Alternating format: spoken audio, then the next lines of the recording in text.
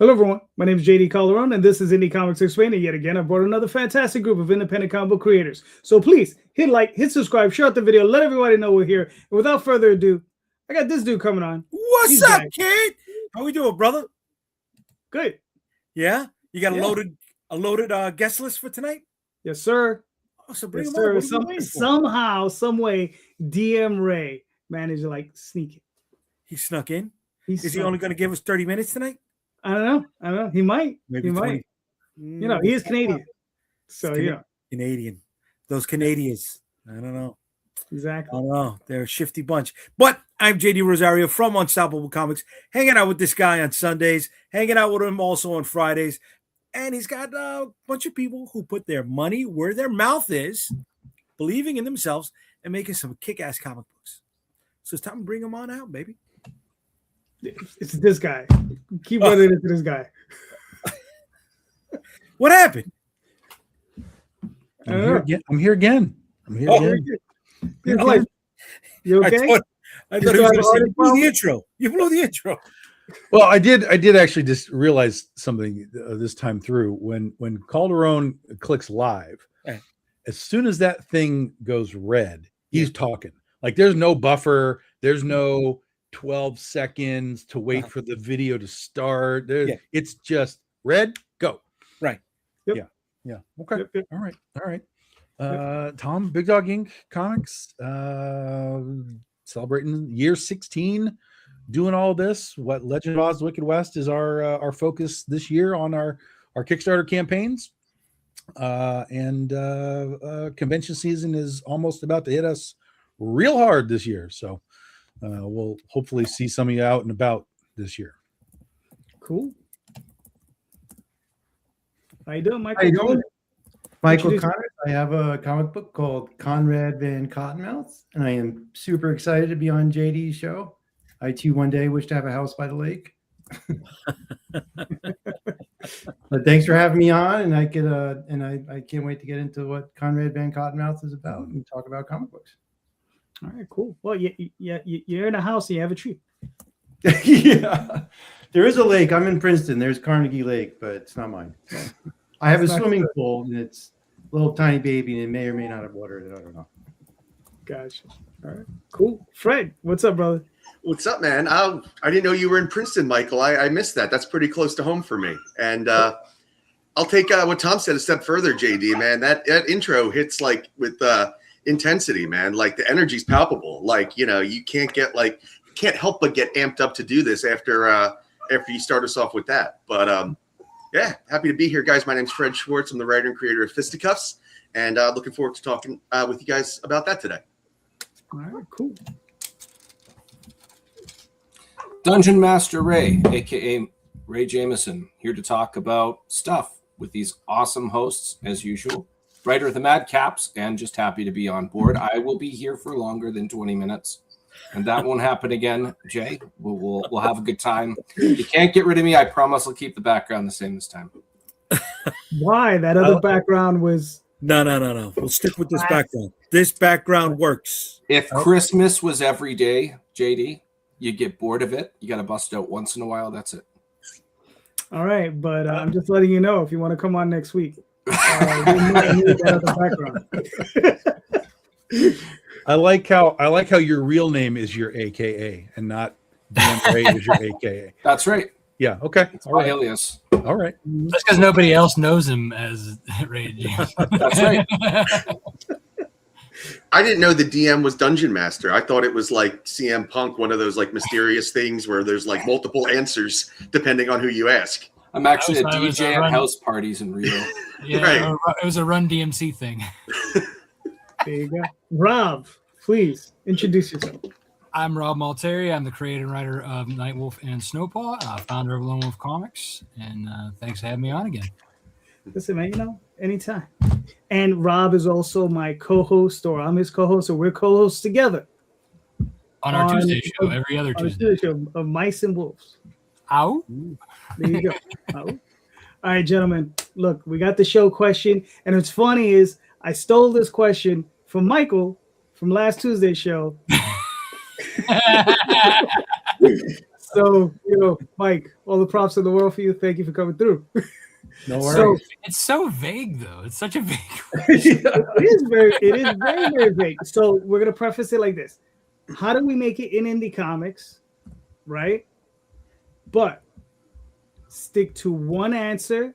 Like, what's the one thing either you would do or you're doing, and just try to stick to one thing, right? Because a lot of us are gonna have the same answers, right?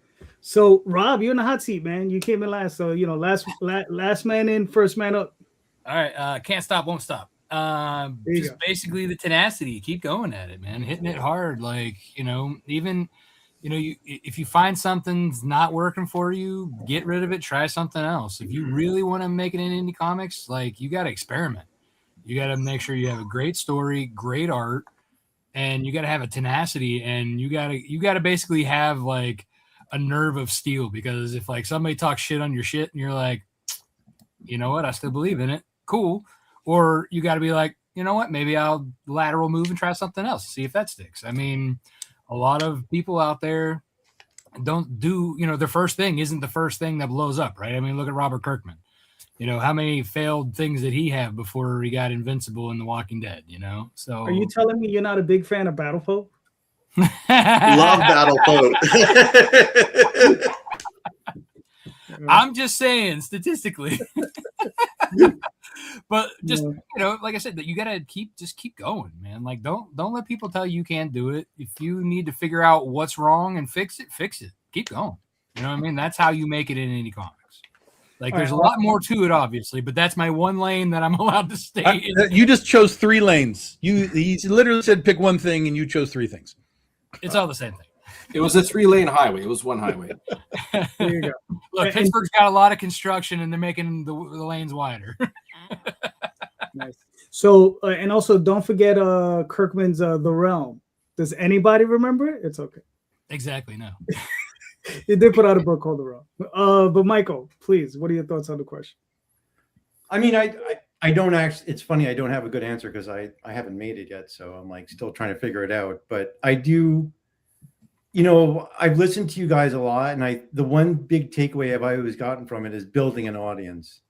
And it's just that the business has changed so much from when we were like, when I was reading comics in high school and stuff, that it's gone from selling books in comics bookstores, which still is part of it, but it's more now of like building the audience, building engagement, and finding those. It's just a big math game, I think, as far as I could tell.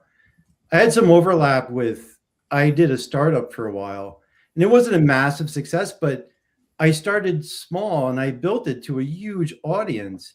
And then eventually when I moved here to Princeton, I exited out of it, but it was still kind of like, I feel like there's a lot of overlap with this, that you start small, you keep building traction until you build a large enough audience. But the problem with it is that you have to keep doing it too, because it's like, you could lose audience as well, which I have to remind myself.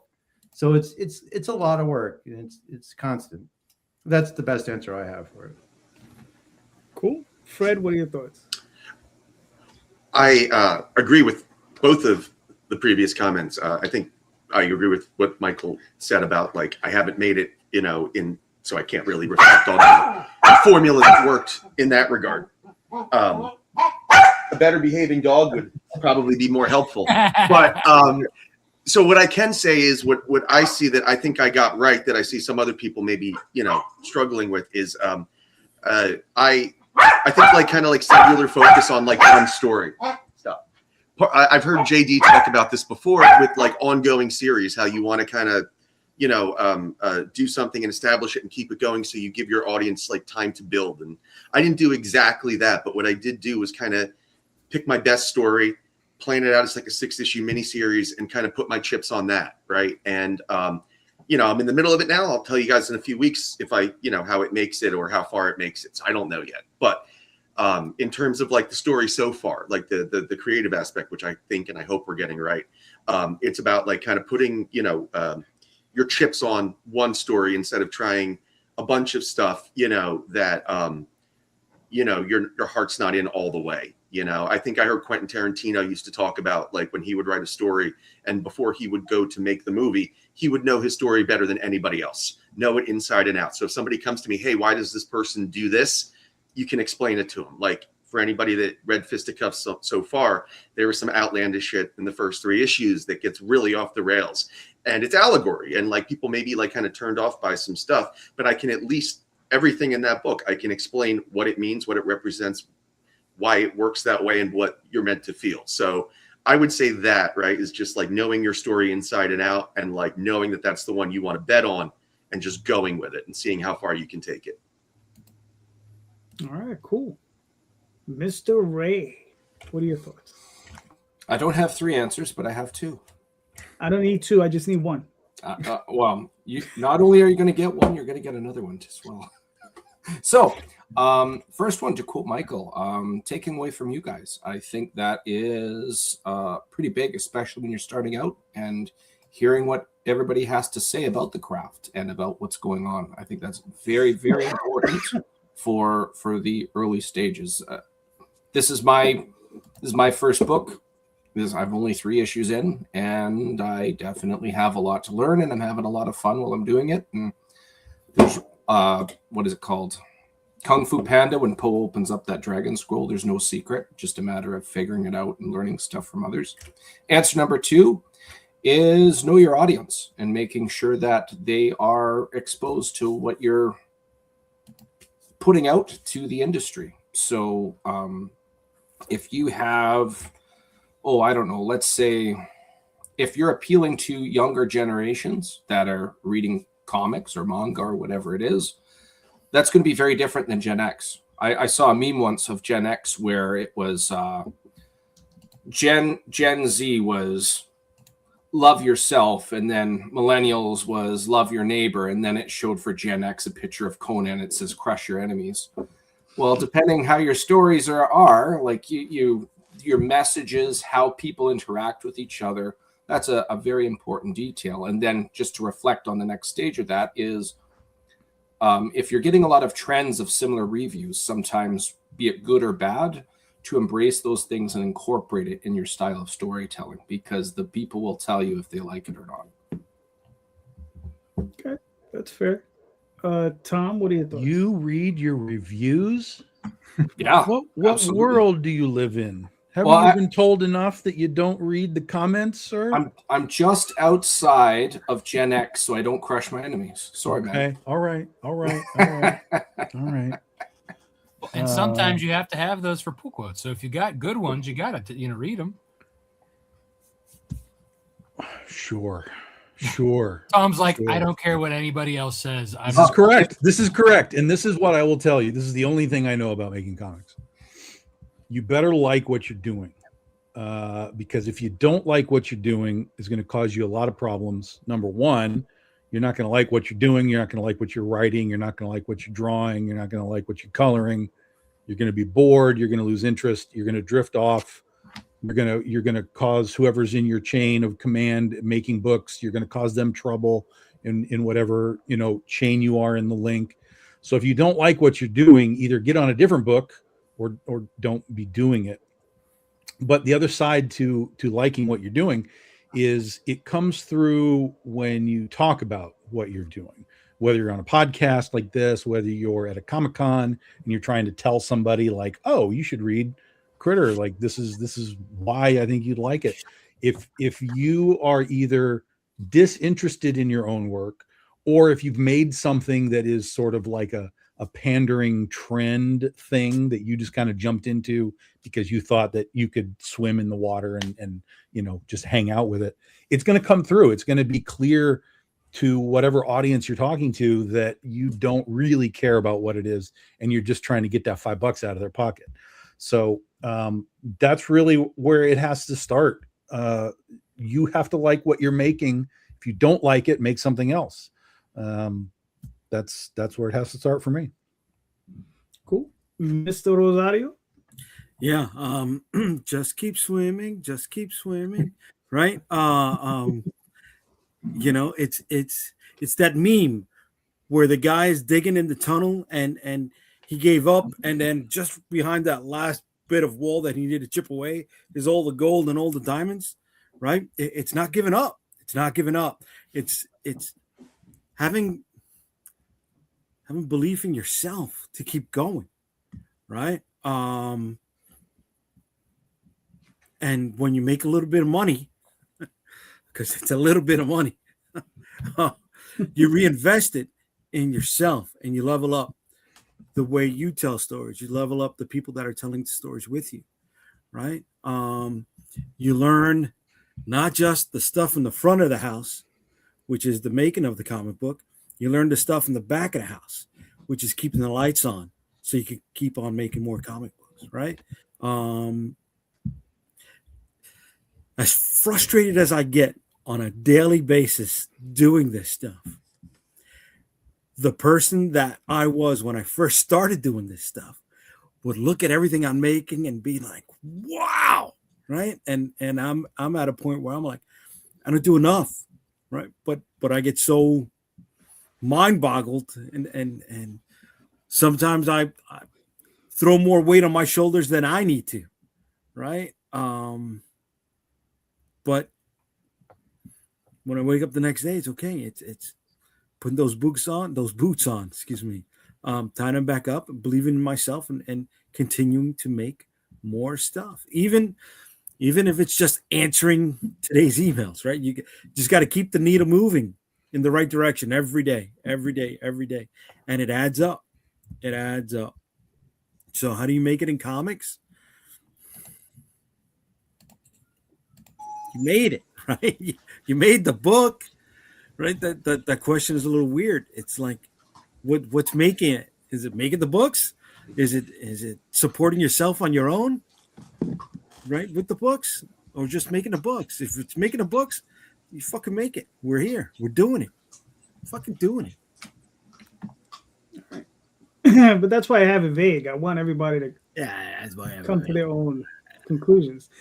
But for myself, the way I would see it is if you really want to be successful, right? It's a thing about efficiency, right? You have to try to be as efficient as you can be with what little time you have, right? A lot of us, I'm sure, if not all of us, work day jobs. And even if you don't, you still have to, parse out your time in a way that, it's efficient, right? So that you're not wasting time, right? And then, and it's what you consider wasting time, right? When you're working on your comics work, put away your phone, right? Don't constantly be scrolling, right? Because it's easy to get lost in that. Right? How do I use my spell check if I don't have my phone with me? Get out, stop using WordPad and get a subscription to Microsoft Word. I go with what I know, baby. I go with what I know. Which means you don't know much. Damn right. Damn right. JD, I remember you talking about there's times you section off blocks to write. Yes. And if somebody's speaking to you, I remember the way you worded it, it's like you're in your own world. You're so invested into the writing portion. Yeah. The rest of reality kind of shuts off. I'm paraphrasing there, but yeah, but that's exactly what it is. You have to I have to letter, I have to write, I have to edit, I have to reach out to all these other creators to get, I commissioned this person for a cover 4 months ago. I'm like, shit, where's that cover? I had commissioned this other person for a 5-page story. It's like, where's the 4th page? And it's constantly going back and keeping all that stuff, together. But you have to try to be as efficient as you can with your time, right? Like, I'm trying to get down to 1 hour a day watching TV.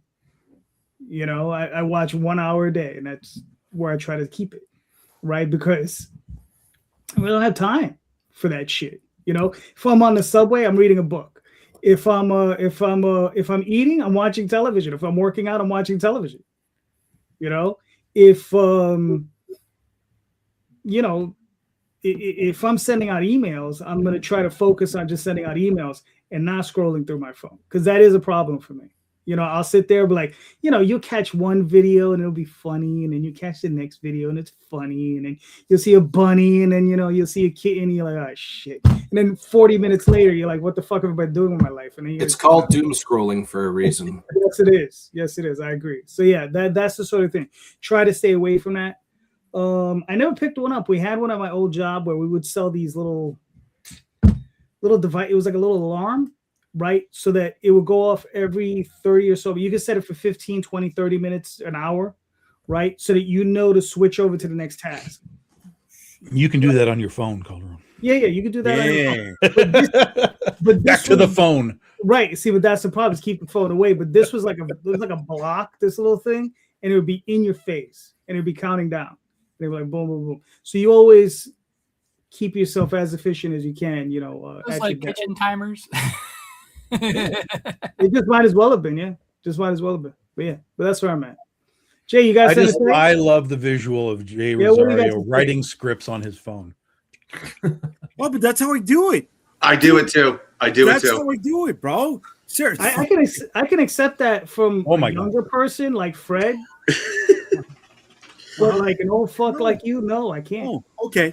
All right. not even an iPad. You're literally writing a script on your phone. Let me say this, right? Because I'm out in the field all day, right? So I've got the thing plugged into my ear, and it's Siri, take a note. Blah blah blah blah blah blah. But that's taking notes. That's not writing a script. That's fine. And then when I have the free time, I try to compile those notes. I try to decipher them. And I try to put something together. Yeah. That's the first draft, right? Yeah. When I get home and I lay that out and I start to edit it, okay, I'm building a second draft, or I'm expanding from the outline to a paragraph, right? But I'm always doing work on the phone, dude. Always. JDR, we'll say, because there's two JDs. I'm with you on that. I don't like the idea of like just sitting down with like a blank page and like starting kind of as I go. I like to I look at it like building scripts, where I'm like, okay, I'll put like this beat of panels together, or like this bit of prose together, and then like it's like as I feel like inspired by something, like I'm building it, you know. And then I think I heard Jordan Peele recently say that he looks at like a first draft of a script as like putting sand in a sandbox so he can build a sandcastle. And that's kind of how I do it. But I do it on my phone out of convenience, so that I can, when it's fresh, you know, and you build it. So I'm with you. Yeah. I don't have the luxury of sitting on my backside all day like some people, right? I mean, you got to do it when you can. Right? We're all busy. I mean, you know, there's times where like I take a notepad with me, or if I don't have a notepad, I'll bust out my phone. And then I got like sticky notes of shit everywhere when I have ideas. You know, you got to pull it together somehow. Oh yeah. I used to do that too back in the old day of pen and paper. I would go to work and then I would leave with a wallet full of like scratch pad notes. You can't start from where you're not. And if you don't have anything to help you put your ideas together, then you're not getting anywhere. It's interesting when you mention lack of discipline. Yeah, and efficiency of time utilized. Well, here's a good example for myself. My average morning during the work week, my wife, children, and myself, I'm driving them. We're out the door by 6:30 in the morning. I drop everybody off at work and school respectively. I don't get to work till about 20 to 8. And during that time, I find that's the best time to allow my imagination to just wander, almost like meditating, but not. And I can just drive and be on autopilot. And as soon as I pull over into the parking lot at work, I bust open Google Docs and I will put in a couple of point forms. So I don't forget, man, that's a great idea. I have to use that. So I make lemonade out of the scenario given. I write while driving way too much. Oh yeah. Yeah. It's not lack of discipline. It's taking advantage of every moment you possibly can. Lack of discipline. Bullshit.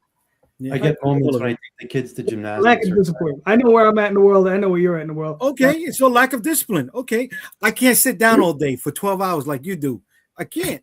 I don't even know. One, you don't know what my day is like. Okay. And two, you know, you don't know what I do. Exactly. You don't know what my day is like. I know what your day is like. On your feet, you walk what around, I have right? when I can. And if you're actually doing your job, you never have any time to write. Oh, that's fucked up. You're That's actually fucked doing your up, job. kid. You know what I mean? That's fucked up.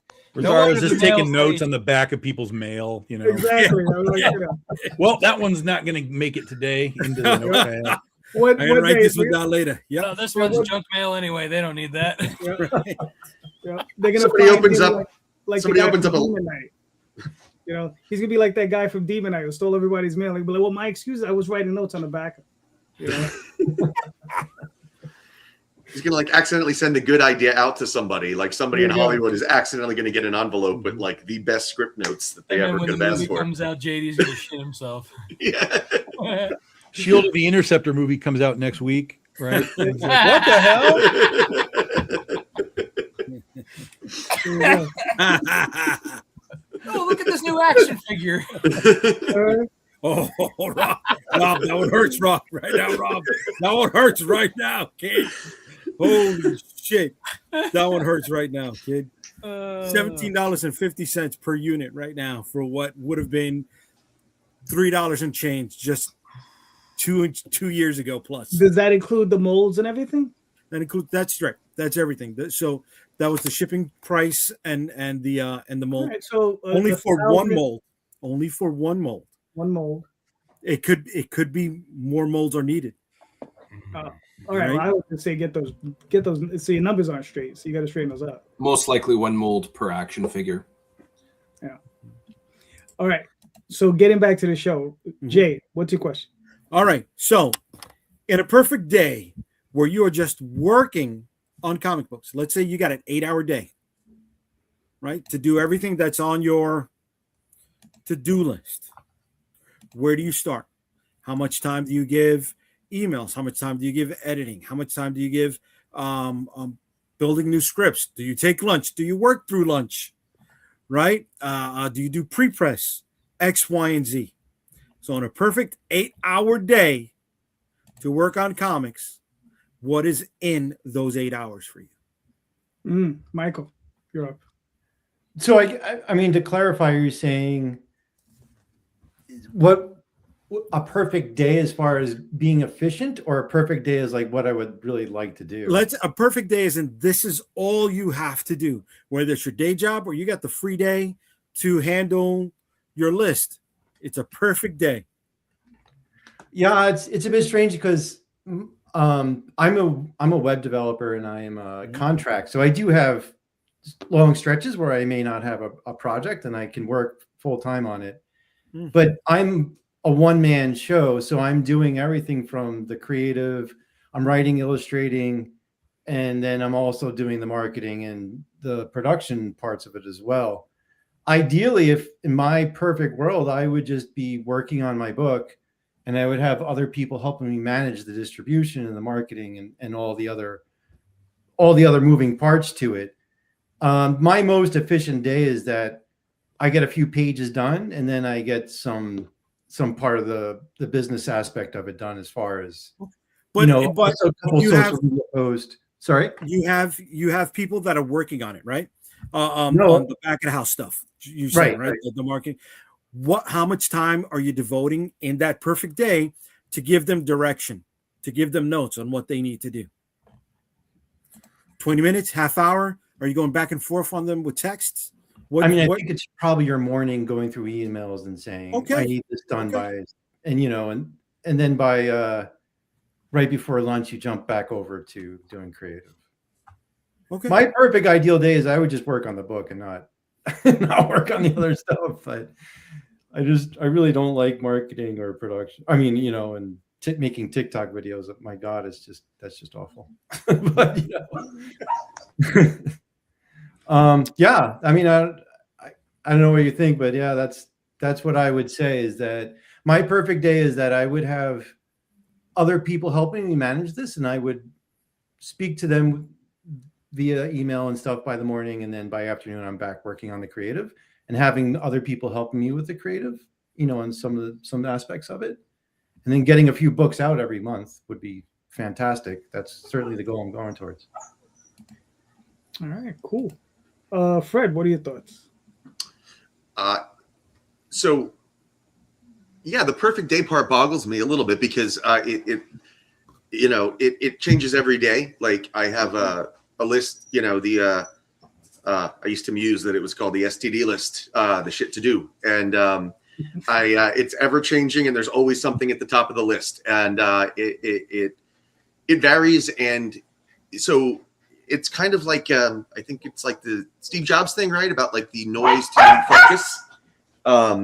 So, and you can tell I deal with a lot of noise from an attention-starved little hound. But to talk. he's got a lot to say about comics. Apparently. Enough? No. Come here. I'm going to pick you up then. All right. So for me, it's just about like, you know, separating like what needs to get done and like what you know, I would like to do. Like obviously, I'd rather, you know, have a day where it's like all creative, all fun stuff, and like, you know, we all know like even like writing, you know, there's different you know, like I think most of us would be like, oh, we want to do the fun creative stuff, or even like the fun stuff with people. But like even writing, like there's different like tiers of it, right? There's like the fun brainstorming where everything's like a beautiful concept that we haven't screwed up yet. There's the part where you're like going back and like putting the screws to it, the kind of in between. And you know, you know, there's always like a fun part that you'd rather be spending your time on. But I think like it's ever changing, and it's usually, if I'm being honest with myself, it's usually like the thing that I want to do the least, that I need to spend the most time on and tackle first, you know, when you have good energy. I've heard this before said about like, have you heard about the spoons theory, about how we all only have like so many spoons of good energy a day, and it's about like where we place them? I don't know. But, you know, my answer is like, it's ever changing, but you know, there should always be like you know, every day you should look at your list and be like, okay, this needs to get done the most. This is where I need to spend the most time. And, you know, if I'm being honest with myself, usually it's the stuff that I don't want to do, right? Like promotion and getting out of my shell, or, you know, or doing something where like I have to really scrutinize my own work and whatever. So, yeah, I think to shorten that answer, ever changing, but it's important to prioritize, so you make sure that you're, you know, being as efficient as possible and getting done what you need to. All right, cool. Mr. Jameson. I actually had to type this one out. I had to think about it. Thanks for not putting me first on the hot seat. Did you type notes on your phone? God damn it!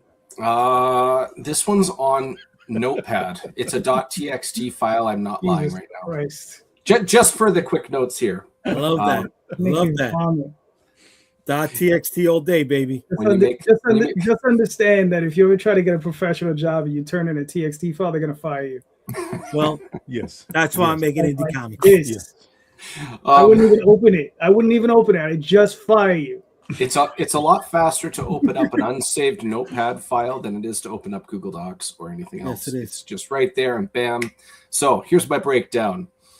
I would spend 2 hours writing. As already mentioned, some people do it in bullet points and other things. Just getting the sand in the sandbox, as already said today.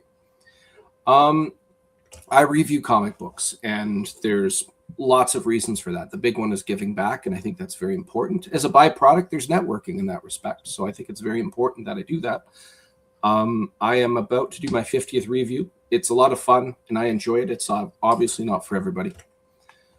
I would spend 1 hour of contact with anybody involved in any projects I'm working on, be it people doing line work, colors, letters, my publisher, etc. I would spend an hour of reaching out to streams and podcasts like this one right here, for the reasons I stated earlier. Somewhere in there, I do an hour of lunch, and that leaves 1 hour left. I would tack it on the very end, and that's either I have an early day or I have momentum and I want to keep going. I've got the time to do it. All right, cool. Like, Rob? So my perfect day would be if I were to get all of my work stuff for that day for my full-time job done the day before, giving me that 8 hours. I would be first starting off with my coffee, checking my emails, and then once the coffee's kicked in, it's down to the nitty-gritty of whatever is the most important of whatever is going on at the time, because I usually have several projects, and I'm sure a lot of you can relate to that. I have to say that y'all need to get yourselves a better communication / project management tool. because email is not it. Like I use Trello, so I'm constantly in contact with all of my artists, my letters, my colorists, whatever, at all times. Like they can get me on my phone, they can get me on the computer, whatever. So if I'm in the middle of something, they need something, I can answer right away, you know? So that's something that happens in and out throughout the day while I'm working on, let's say my most important thing is getting a Kickstarter page up. You know, I'm knocking out that, getting it ready, making the video, all that fun stuff. And then if I still have time in that 8 hours, you know, I have nothing else that I got to do, I'm going to put some writing time in, just because, you know, got to keep moving that story along, right? All right. Cool. Mr. Tom. Every day is fluid for me. There's nothing that is typical from day to day. Everything has a specific either need or requirement, and it just gets judged when I wake up. You know, today I had to go into town, go into my warehouse and get some books so I could finish shipping Kickstarters. So that had to be done today, so all the Kickstarters could get finalized. So that was a non-optional thing. I had to go do it, so I did it. But you know, everything else is just sort of what are first of all, are there requirements? Sometimes there are requirements. I have to talk to this guy today. I have to talk to that guy. I have to turn in pages to my printer. I have to do things here and there. But then after that, it becomes really fluid because we have to exist in the creative side of things. And so for me, if I wake up and the creative side is popping, pretty much everything else goes aside. I let the creative just go. Like if you're talking to me, it's going to go into the computer on Word, a real program that I can send to publishers and printers, and they all understand how to open those things. But yeah, the creative for me kind of always takes precedence if it's happening.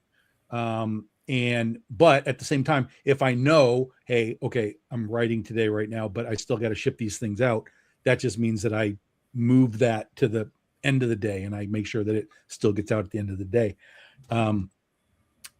My 8 hours can take up any portion of my day. I could start, stop, move, shift. Doesn't make any difference to me. I'd be working till midnight, doing stuff. I could work at 8 a.m. It doesn't matter. I don't do anything else with this. So I just shift and move and adjust as necessary. Communication is huge. I'm the same with Rob. I basically tell everybody, like, if you cannot functionally use Messenger, we can't work together. Like, that's it. We cannot work together. I don't want your email. I don't care about your email. I'm totally sending you a file of Messenger. It's going to be called txt.doc. I don't want any of it. I don't want any of it. So it's like, learn how to use Messenger. I don't care what Facebook, Instagram, wherever you are, learn how to use that Messenger, and I can work with you. But if you're just like, well, I just need, no, I don't want your email. Don't care. It's too slow. It's not efficient. Don't want it. So communication, and again, that makes communication easy. I sent like 12 messages out to people today and got responses from all 12. So we all know where we are. Super easy. And then that allows me to just move on to whatever the next thing is. I tend to watch a movie pretty much every day, either like during lunch or when I'm in shutdown mode before I go to bed. But even then I'll either be watching it to either shut myself off, or I'll be watching it for some sort of purpose. Like, I'm going to watch this because I'm writing superheroes today. So I'm going to watch a superhero thing to kind of vibe me up on that kind of world and where I want to be. So yeah, it's every day is something completely malleable. All right. Cool. For myself, if I had like a perfect 8-hour day that was just for me and I didn't have to do anything mechanical with a project like packing books and all that stuff, Emails would be first. It would probably be the first hour, but I would like to make it less, like half hour. Then after that, it depends what needs to be done. Because sometimes I got a lot of lettering that I do. So I might spend 2 to 3 hours lettering. But I'll also spend 2 to 3 hours writing. And then maybe an hour editing, depending where I'm at with a certain story, if it's sat long enough. But that would be it for my day. And I mean, and with communication with my artists, as far as that's concerned, I'd be like, unlike Tom, I'm like, send me an email. Because I don't want to constantly be distracted from what I'm doing from something like Messenger, right? I want that have to go to the other thing and click it and do all that stuff, and it'll take its time. I actually want that. I want that separation of time. It works best for me. Yeah, that's pretty much it. Pretty simple. Most of my day would be spent writing if I could do that. Jay, answer your own question, brother. Yeah, so I'll start off the day answering messages. Try to get as many of those out of the way as possible. And if I get the chance at the end of the 8, I'll go back to see if they responded, and maybe get a jump on the next day. I'll try to give myself at least 2 hours of writing, but it all depends on the flow, what I get stuck on, right? If I'm hung up on this, hung up on that, I'll move from project to project. Then from there, it's what book is in what stage of pre-press, right? Am I in the lettering? Am I in construction? Yeah, that's where it at. And then, and then it's building the Kickstarter or whatever's next on Kickstarter, and trying to build as many of those fucking posts and updates in advance, so I don't have to do it day of. You know what I mean? I could just store it and then, hey, here's the day, bloop, right? But that hardly ever gets done. All right, cool. Oh, and I use what? I'm sorry, Rob called it Trivio or something like that. I don't know, because I got Trello. Trello. Okay, I got WeChat, I got WhatsApp, I got Messenger, I got emails, I got fucking some other shit, and that's just that. Then I got payment methods. I got Western Union, I got Zoom, I got PayPal, I got I got Allstate. I don't know. I got fucking any other way. But none of those actually are project management. Those are all separate things. It doesn't help you do shit. Trello's a Scrum board, no? But I have the same. It's a Scrum board, no? So it's basically a project management board that you can put you can have the artwork up there. The way I do it is I set up I have the pages all laid out on one column, and then I have a to do, working on, in progress, or finished, and then kind of like a general references column. And my artist can post each page, the start of the art, and I can make comments and do a checklist and say, okay, make these edits, and keep track of everything, conversations, because you can comment on it, you can put the checklists, everything, and then that way they can't say, oh, well, I didn't see this, and I'm like, bullshit, it's right here, and you just check it. But it pulls from other apps, right? Or do they have to get on the Trello too? They have to have their own account, but you can put you can put PSDs and other kinds of stuff into it. It just depends on what payment level. I do the free, so I just have them drop the not too low res, but high enough or low enough that it's you can't print it, but enough that you can just approve everything. Right. Interesting. Wow. That's cool. But listen, nowhere near as interesting as Conrad Van Cottonmouth. So, wow, what a great segue. We're getting better at this. It's so good. Right on, man. Do you want me to play this video, Michael? Of course. It's a great video. You got to play the video.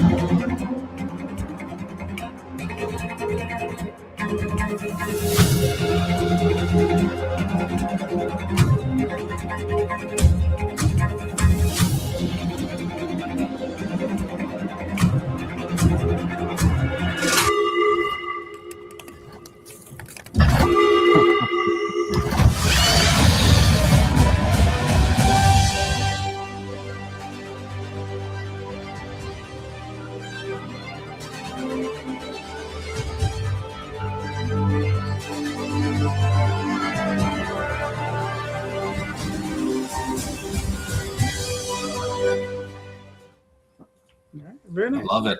That's Yeah. awesome. Really cool. All right, Michael, walk us. Sorry, go ahead. No, I was saying walk us through this.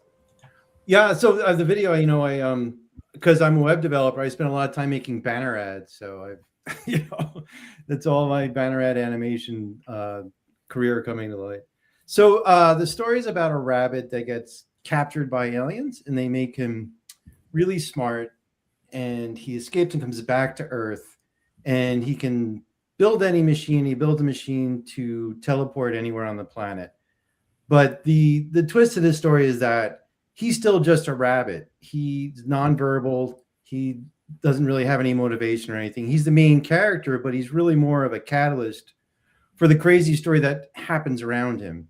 So it's kind of like this dark comedy sci-fi where the aliens just dump this technology onto our planet in this, in the form of a rabbit, and everyone's trying to figure out what to do with it. And it's like the government's trying to use him.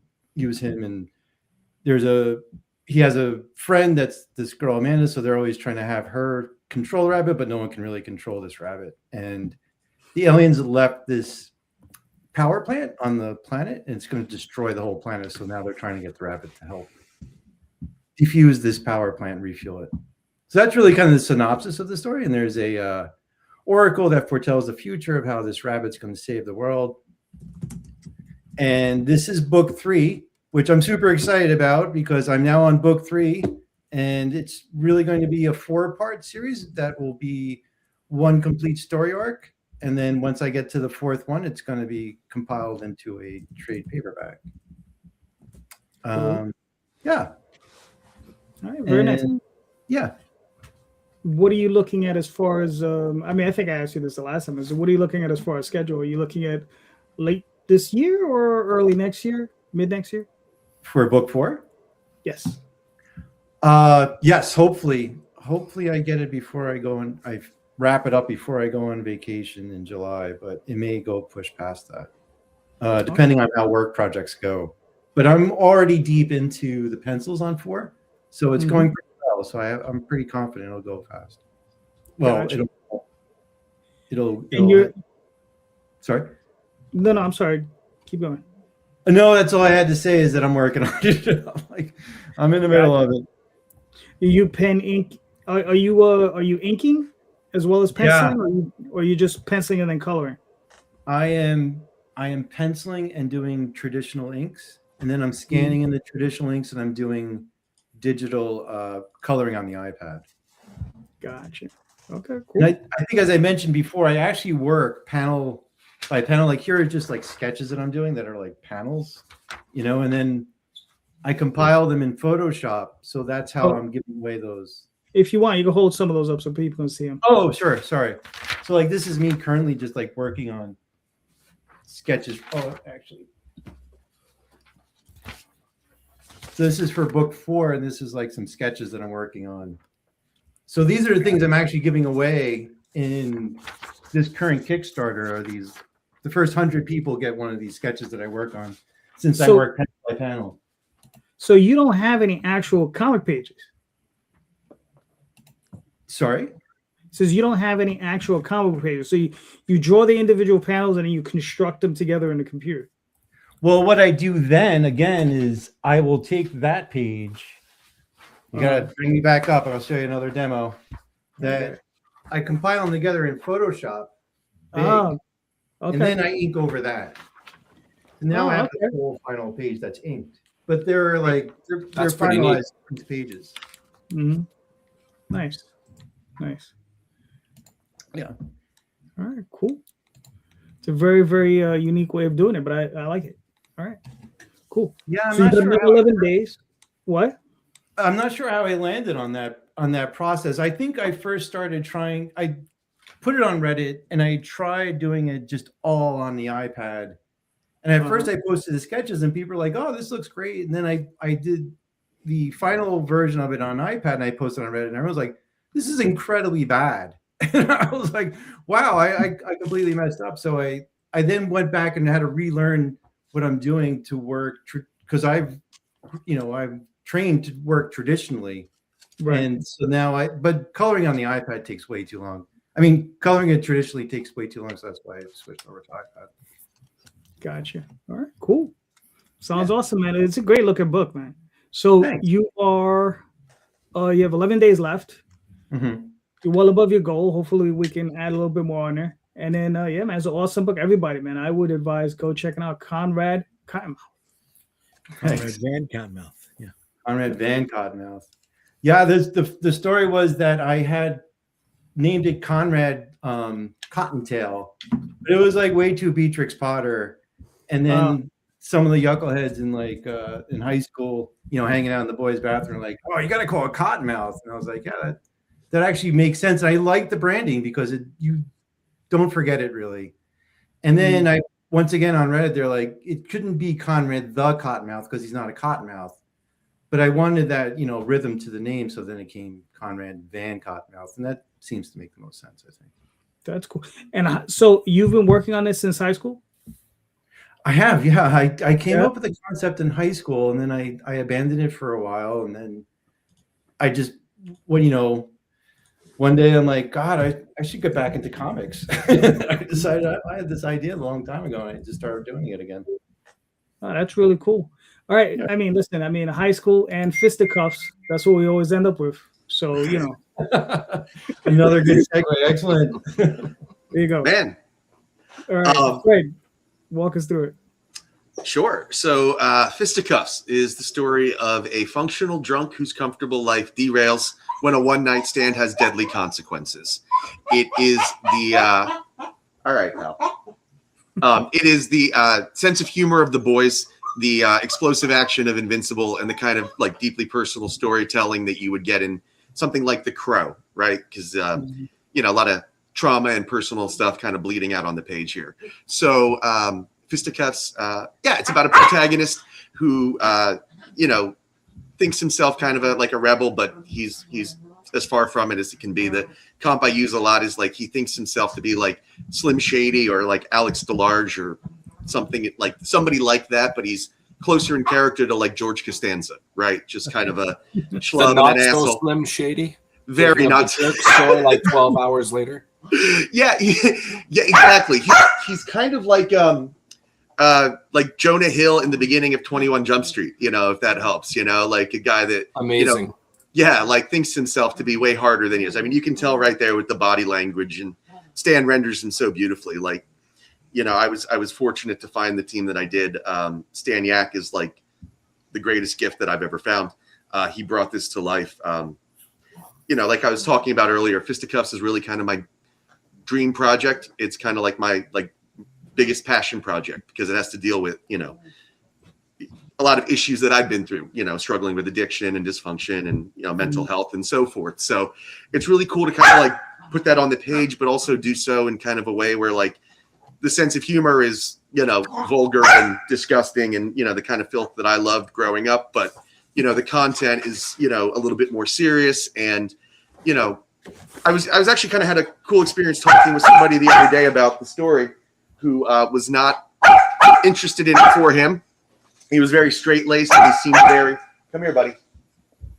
This is why you need to support Fisticuffs too. I need to get him some etiquette training.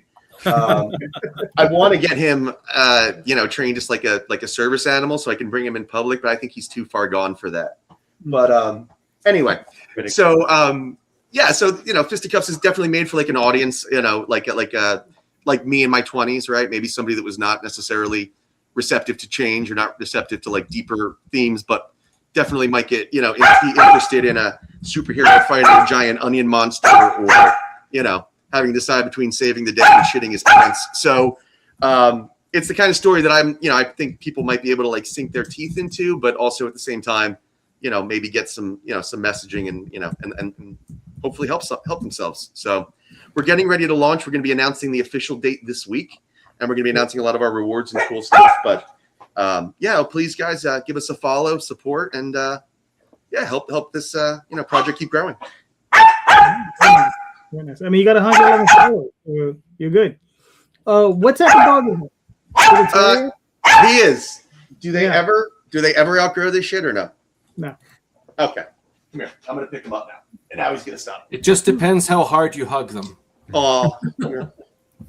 Ray said to hug you. You can say you can look at that like with like really good intention or very dark humor. It's a very all-inclusive kind of joke. Oh, geez. I thought it was kinder than that. I was gonna say he should listen to you. Like, Ray's a dungeon master, Parker. You should listen to him. Yes. Also, his name Parker, I gave him because Spider-Man. There was, when I first got him, there was like a, I made a little bed for him, and there was a spider trying to sneak his way in. So, that was the reason behind it. But it was also twofold, so that when he's bad, I can yell at him, and I get to feel like J. Jonah Jameson. So it's like, what are you, deaf? I called you twice. So. Parker. Gotcha. All right, cool. Sorry, I can hear his voice when he said that. Like, what are you deaf? Like, oh, Yeah. oh my God. It's ringing in my head as clear as day. Yeah. Good pull. Good pull. Thank you. All right, we got the madcaps. No crazy intro there. But DM, do you want me to play this video? Yes, please. While making contact with our friends Chazzo and Sarlacc, we crossed paths with an undead outbreak in Ivywood. This led us down a rabbit hole involving a local drug called Weave, bandits, kidnapped citizens, and an ominous book which I was able to gather critical information from. Time was not on our side, and we were not the most qualified to address this urgency. We need to blow up the distillery. Can't hold this spell much longer! The necromancer is mine. I am your beacon!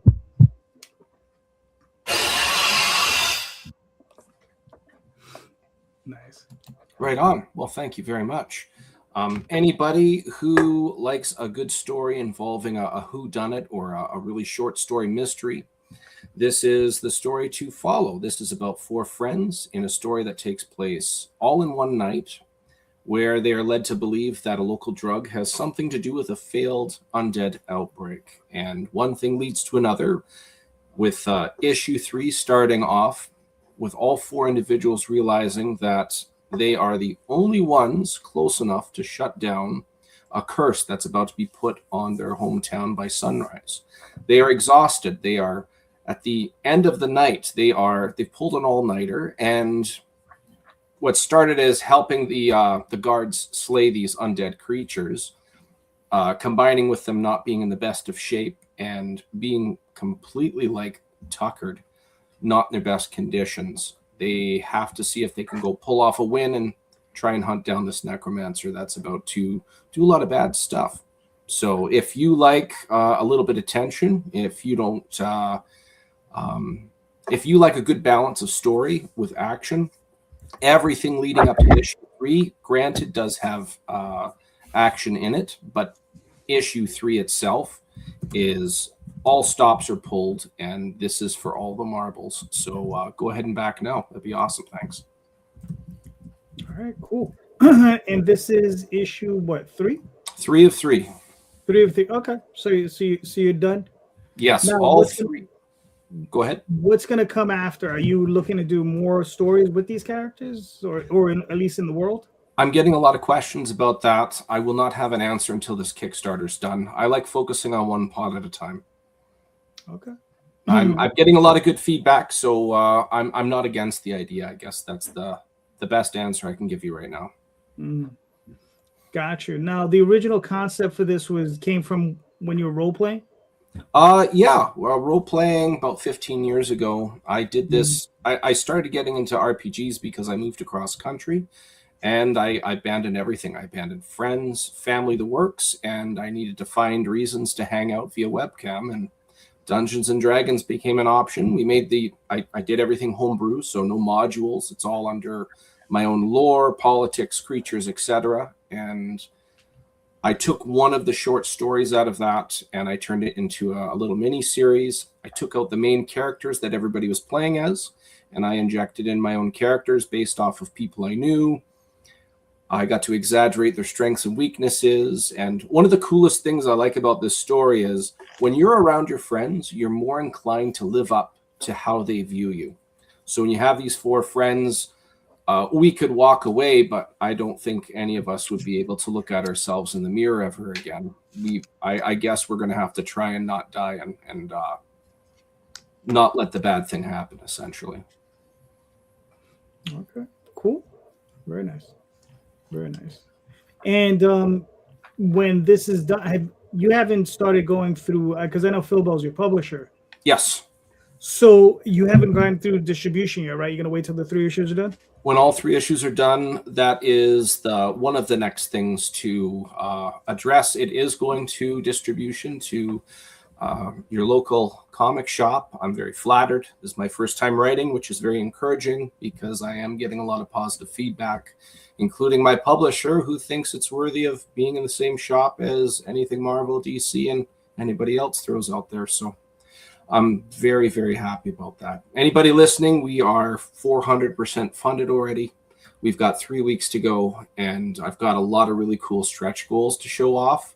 I can't yet, but there's even a really cool, it's my background right now. We have a special edition trilogy. That image right there, all 3 issues rather, brand new covers. When you combine it, makes that image right there, which is a depiction of Act 3 of the final act of the final book.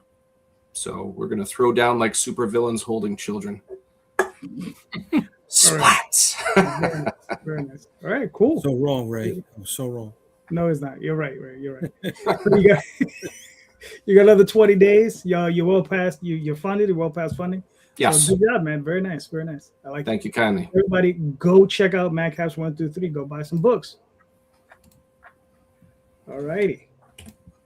So now listen, Rob, I'm sorry, but I'm all out of segues and all this stuff. So here's your book, Snowpaw. Excellent book. You want me to play this video? It's so cold. Sure. It's so cold. Really so cold. It's not cold. Dress them up a little bit. You know what I mean? Come on. That's all right. This will speak for myself. Fierce heroine with an adventurous spirit nearly gives in to the social expectations of her time. But a trite fairy tale ending is not meant to be as Cirilla McKinley discovers her werewolf lineage. Her eyes are open for the first time to the existence of supernatural beings and creatures of fantasy. Hi, I'm Robert A. Multari, the creator and writer of Snowpaw, and the hit series Nightwolf, as well as the founder of Lone Wolf Comics. While writing the Snowpaw series, I wanted to tell a story about a strong female character who my daughter and other girls reading comic books can look up to as a great role model.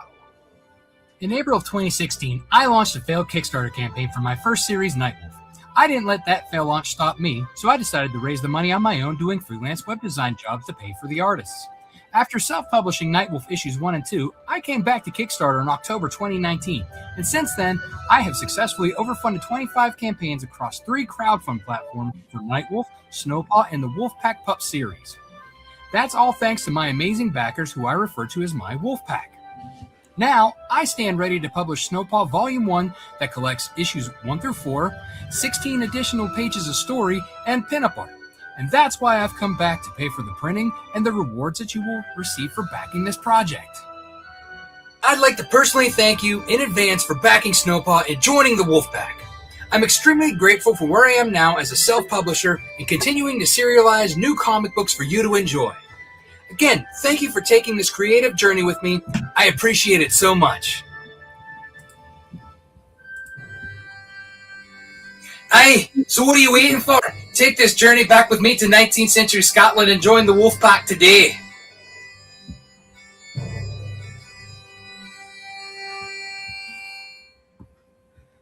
All right, Rob, I have to say I love the kilt.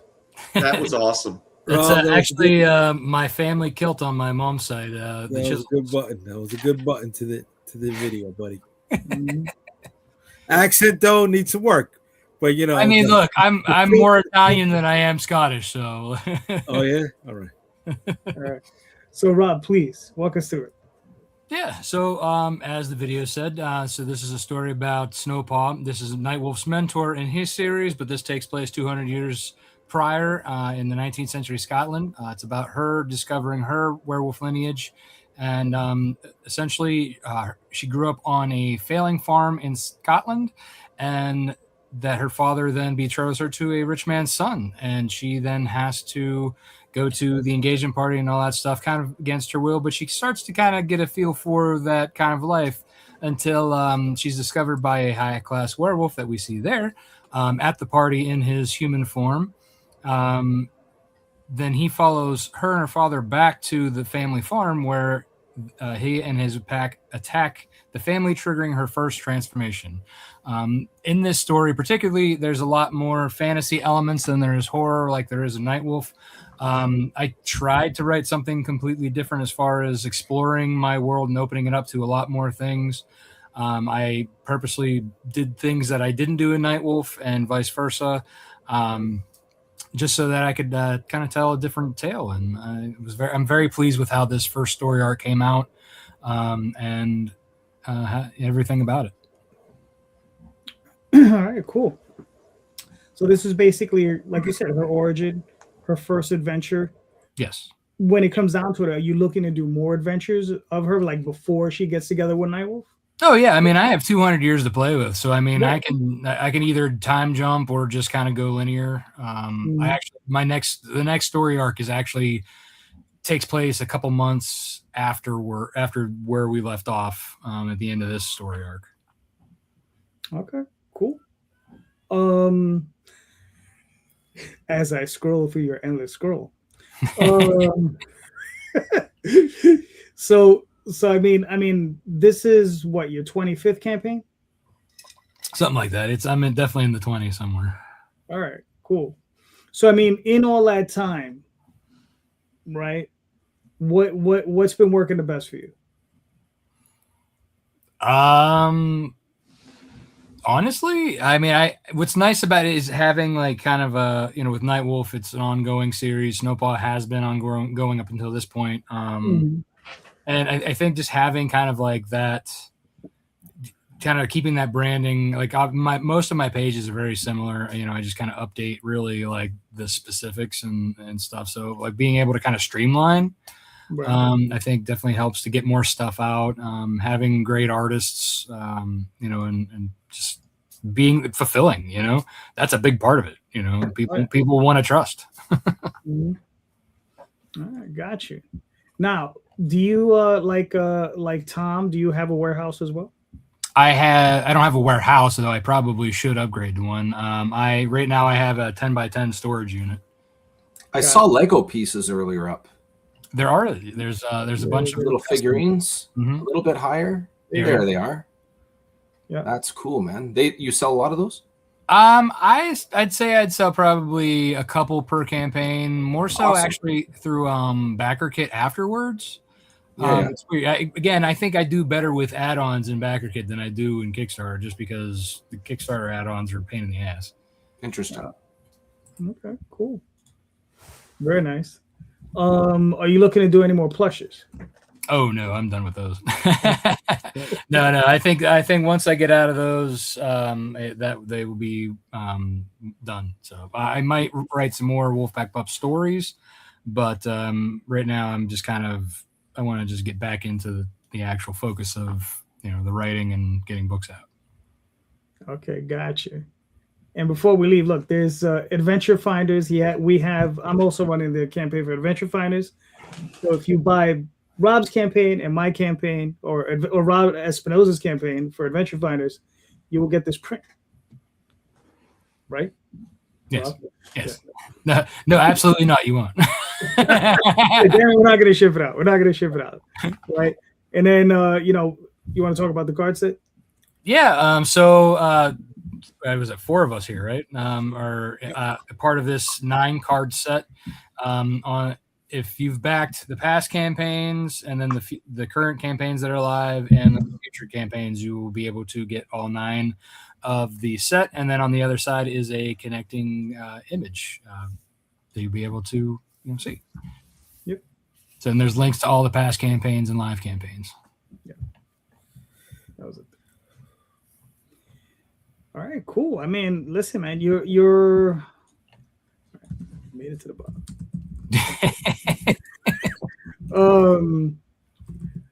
You are what? You got 11 days ago. Yep. You're well above your goal. Very nice. Mm-hmm. All right, cool, man. I mean, listen, you always put out great books. So, everybody go check out Snowpaw Volume 1.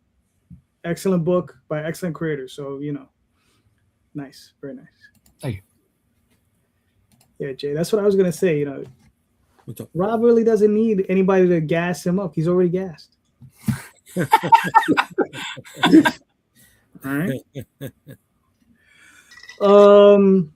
Tom, you got a question? No. Okay. I think I'm going to change my intro video and put on a kilt. That's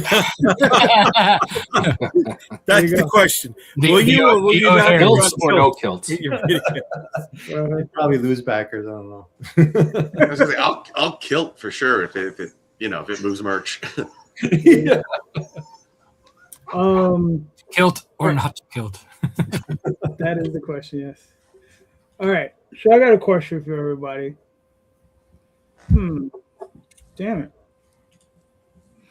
All right, Rob, before I ask this question, number 3 or number 4? Just give me either one. Doesn't matter. 4. Okay. If you were to do a documentary about indie comics, what would it be about? Like, what would be your focus, right? What would be your through line, right? So if you were to tell this story that not just involves yourself, but a segment or whatever you wanted to focus on in indie comics, right? What would be your through line? What would be your focus, right? Mr. Jameson, you're up. Don't be hiding. Darn it. I needed to look something up for reference. In the 90s, early 90s, I think there's a documentary about comic books I really liked. It felt, although it focused mostly on Marvel and DC, it talked about the origins and it felt a lot like indie. If I was doing an indie documentary, I would definitely reflect on those early stages and showing how modern is there's similarities, of course. I would, of course, look at things like Top Cow, Dark Horse, Image, and I would look at their starting roots and see which ones are actually like grassroots and which ones had some benefits getting started, be it celebrity status of star power in specific artists, etc. After that, I would there's a lot going on there, so I would not be able to provide any closer of an answer than that. I would have to dig pretty darn deep first.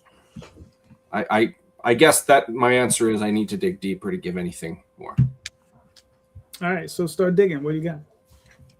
Well, I've done a lot of reviews, so I think I would try to find some commonalities that would include, and I've heard this question many times, what got you started into comics or starting this story? And then I would reflect culturally and see if there's any specific things. For example, I'm sure during the pandemic, there was a trend of people doing indie comics because suddenly they had a lot of time on their hands and could express accordingly. I think I would look through those themes and bounce accordingly.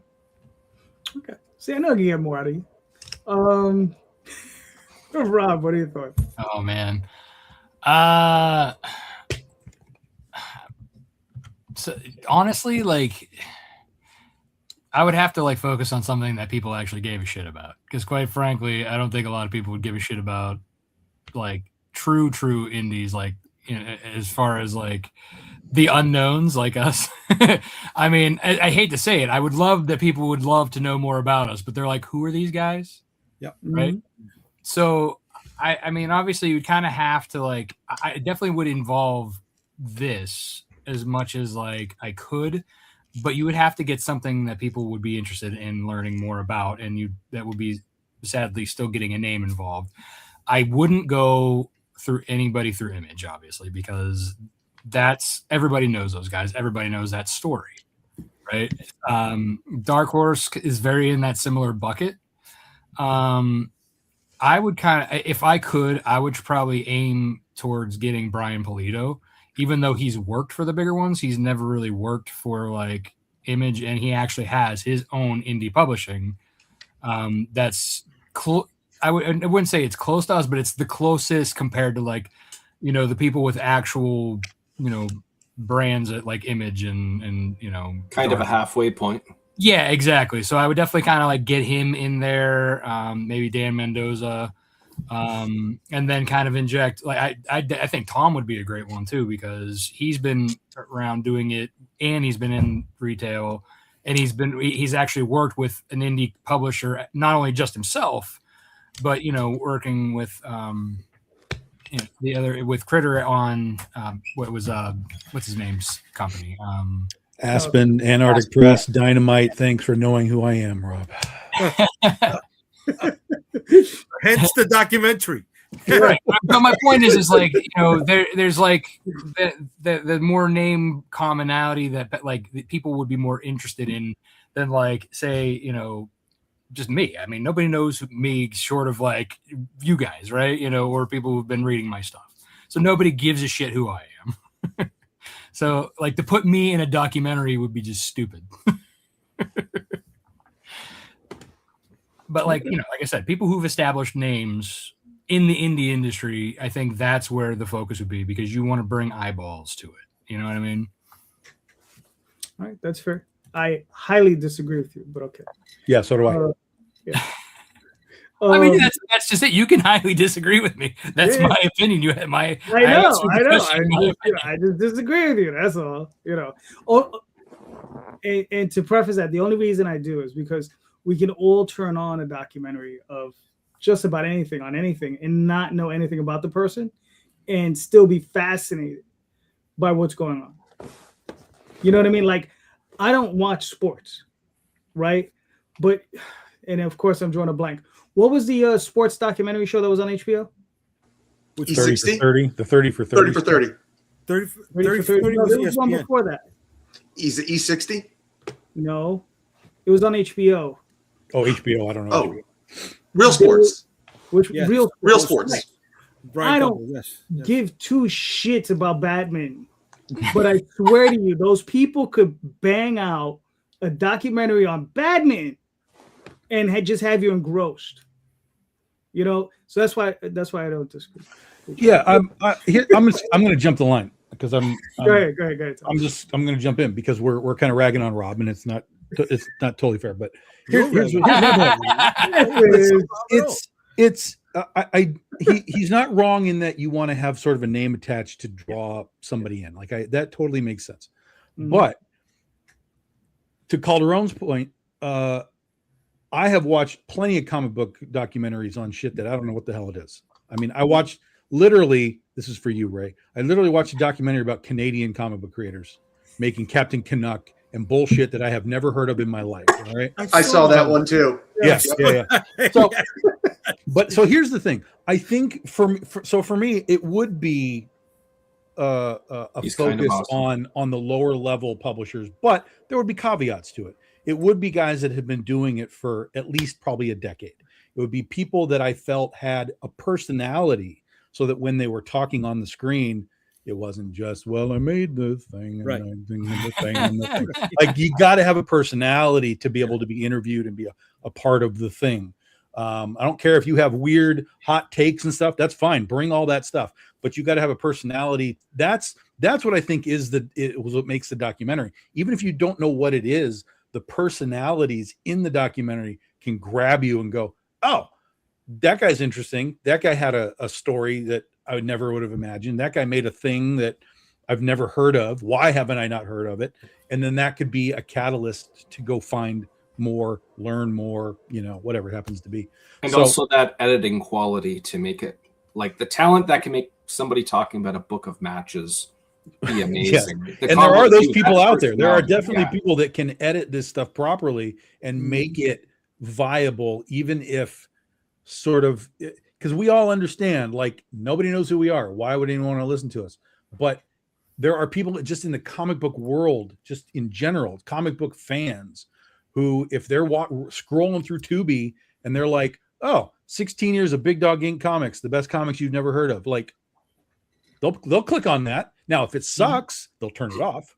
But if it's interesting, if it's produced well, if all the people that they introduce within the Big Dog Inc., family, the artists and stuff, if they all have personalities, like Jen Broomall and Nia Rufino, if they have personalities and we make it interesting, that's what those documentaries are there for. So that's where I would go in that regards. All right, cool. Michael, what are your thoughts? I would love to see a documentary about the evolution of this business, you know, starting from Teenage Mutant Ninja Turtles with two guys in their black and white comic book, and I was there and I remember that coming about. And I was like, man, I couldn't believe how well that just blew up. And like to where we are today. I mean, because it's been pretty incredible of where it started from there into where we are now. And you know, I'd also like to see a lot about the people who are reading the comics too, because you know, now that I'm working on this book, I've gone to cons and I'm meeting the people who are reading the book. You know, they're just incredibly intelligent, passionate people who are into this, you know, books. But I'm also realizing that I'm showing the books to family and friends, and I'm realizing how much more there are other people who are not your typical comic readers who are into the indie comic scene. So now the landscape has shifted so much from those early days of indie comics to now where we're competing with screens, but we could reach a wider audience faster, and we can produce these things much faster than those guys with that black and white comic book for Teenage Mutant Ninja Turtles, you know? So it's pretty interesting. It would be a great documentary. I'd love to see it too, I think. But, Cool. Fred, what are your thoughts? Okay, so to your second part of your question, I think the through line of it would be expectations versus reality, right? Of the creator. And I would actually do the opposite of what Rob said. I would make a time machine and go back in time and do a documentary on me 6 years ago. And like, if you could, like, you meet that like naive schmuck that was like, man, I'm going to have this like 6-issue miniseries done in a year. And then like somebody's going to just see it from a publisher. And then my life's going to take off. And then like 2-3 years from now, man, like I got to get that Daredevil story ready. Cause like when Marvel calls, you know, and like, man, like I was a fool. And I think it would have been really interesting to like see that guy's journey. Cause like, here I am now. And you're like, well, how's comics going? And I'm like, man, like I'm this next Kickstarter is the one, because like my life's going to start soon. And like the lesson is, I think that we all kind of go through is like our life is like what happens along the way, right? Like one of the interesting things about the topic today is like, how do we make it in comics? And I was thinking about before, like what is making it in comics? Because like as this book started, like the goalpost is ever changing, right? Like if you had asked me like when, you know, what my goal was when I started, it would have been like just getting the book done, you know, and that moment where like my mom is sitting in the living room and she's holding the trade all together and she's like flipping through it and she's like, man, it's done. And then like the documentary would be about how like halfway into it, like we lost my mom. And then, you know, my best friend picked me up through that time period. And then 13 months later, I lost him. And then like then I kind of was lost for a while. And then like, that was when I finally started putting myself out. It's weird. That's when I finally started listening to the advice that I was getting from them, especially that friend that was like, put yourself out into the community more and do that. And like, as I'm starting to do that, people are like picking me up and helping me out in that way too. So like the journey would be about, or the documentary would be about like this like naive fool that was like, man, this is going to be over soon. And it's just going to be woo, gravy downhill and, you know, stuff. And it's like, no, man, like it takes way longer. And I think also the interesting thing that the documentary would show is like, as like, you know, as much as has changed during the process, like the thing that was unwavering is like that this will get done. And this is, you know, like my goal and stuff. So, you know, I think if I could have like, I wish I did trace that journey better, you know, because like part of me was like, well, once the book's ready, then I'll do the Kickstarter. Once that's ready. And like, I kept waiting for something. Like it's weird. I kept waiting to be ready. And I think like maybe the documentary, you know, might've shown a little bit of light on like, you know, you need to start now, whether you feel ready or not, because you'll eventually, you know, figure it out along the way. So I think kind of like if you get the right kind of like subject matter and kind of how, whatever, like, I don't know. I wish I can go back in 6 years and document all this and like all it's changed and all it's taken out of me. Cause like, I swear, like I used to look a lot better. And now like, you know, the last few Kickstarters, I've like aged like Lincoln during the Civil War. So, you know, it's a process, but you know, I think also like the cool thing about the documentary that would come out is like the passion of it and like how much you love it. And, you know, and all the great things about this process too. So yeah, that would be my subject. You know, and I mean, I don't mean that in a narcissistic way. Like I would just film me. Cause like, I don't think I'm like, inherently interesting, but I just like I learned so much that like I wish I documented along the way. Bro, we'll be on your doorstep on Monday to start shooting, right? Man, what happened to the dog? You know, he doesn't like the emotional stuff. You know, once things get heavy, he's like, "Oh man, I don't want to hear that." Put a violin on Bluetooth all day. He's like, I am not going to be in your documentary, buddy. No, he's like, I'm not signing that waiver. Yeah, I need to speak to his management first. All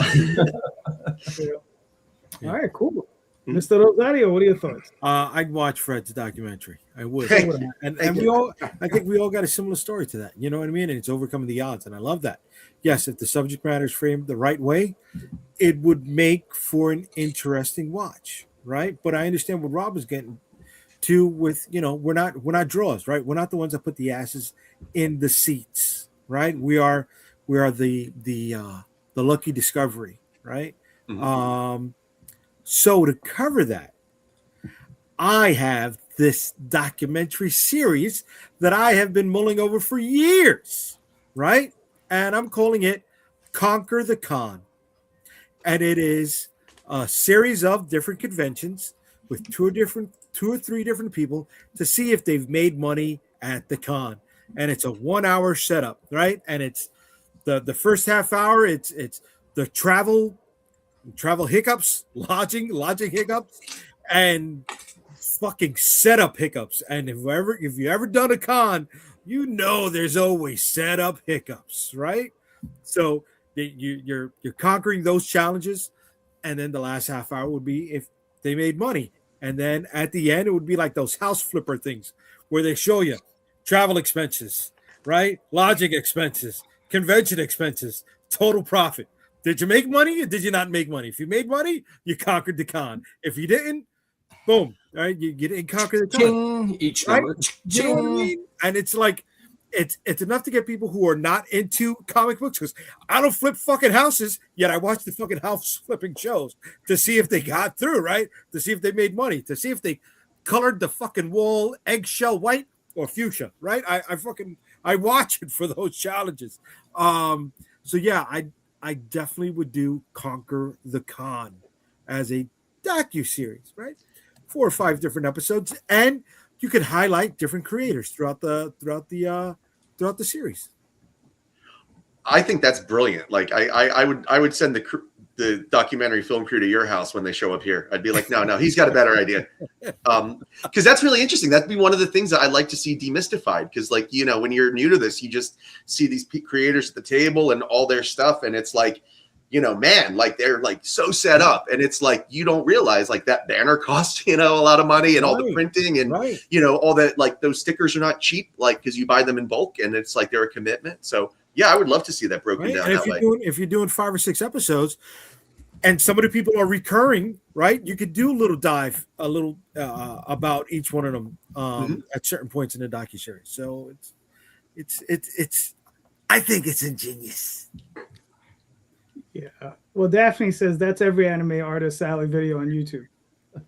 What, really? Yeah. She watches a lot of them. So they do the dollar totals too? I don't know if they do dollar totals, but they do break it down. I mean, there are people that do that. Yeah, there are people that do that for themselves, just to sort of be like, hey, this cost me $500 to do all of this, and you know. Is it like a certain genre, or you just she just said an anime artist? That's it. Just look up anime artists. That's every anime artist Alley video on YouTube. Okay. Yeah. I mean, if you want, I can have her send you some links. Yeah. So you can at least understand. But the thing is, though, Jay, I gotta be honest with you. I've already stolen the idea, so I've already sold it, so it's done. At least put me in a goddamn episode. Yeah, I mean, but what you don't know, JD, is that JD already sent that idea 5 years ago to a TV producer. Yes, so yeah, I've spoken to JD quite a bit, and I don't think so. No, but it's funny. The reason I ask is because I watch a lot of comic book documentaries. There are quite a few of them. There's maybe 15 or 20 of them, maybe a little bit more, right? There's some very obscure ones, There's some, you got your Image ones, you got your Marvel ones, but you do encounter quite a few independent comic book creators, and it's something I've been interested in for a long time. And it's like, this question I asked because I don't have an answer, right?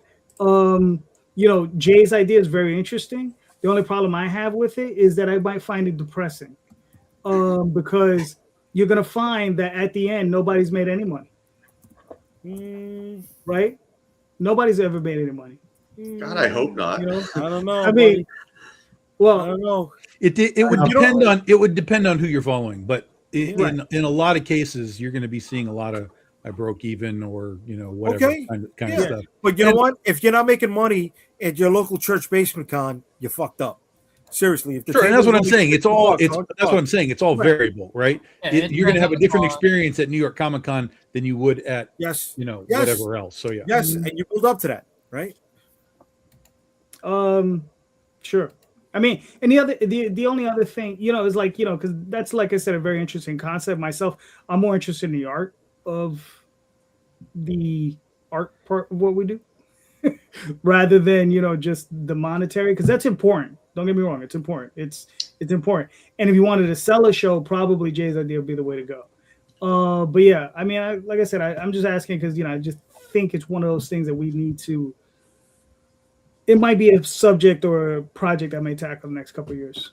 One of my favorite ones. I was just saying, one of my favorite documentaries about the business and the all of it is in Robert Kirkman's Secret History of Comics. The episode they do on Milestone is one of my favorites. Right. It's really, yeah, definitely. I want to see a documentary. I think Calderon and Rosario, because you've got a regular show too.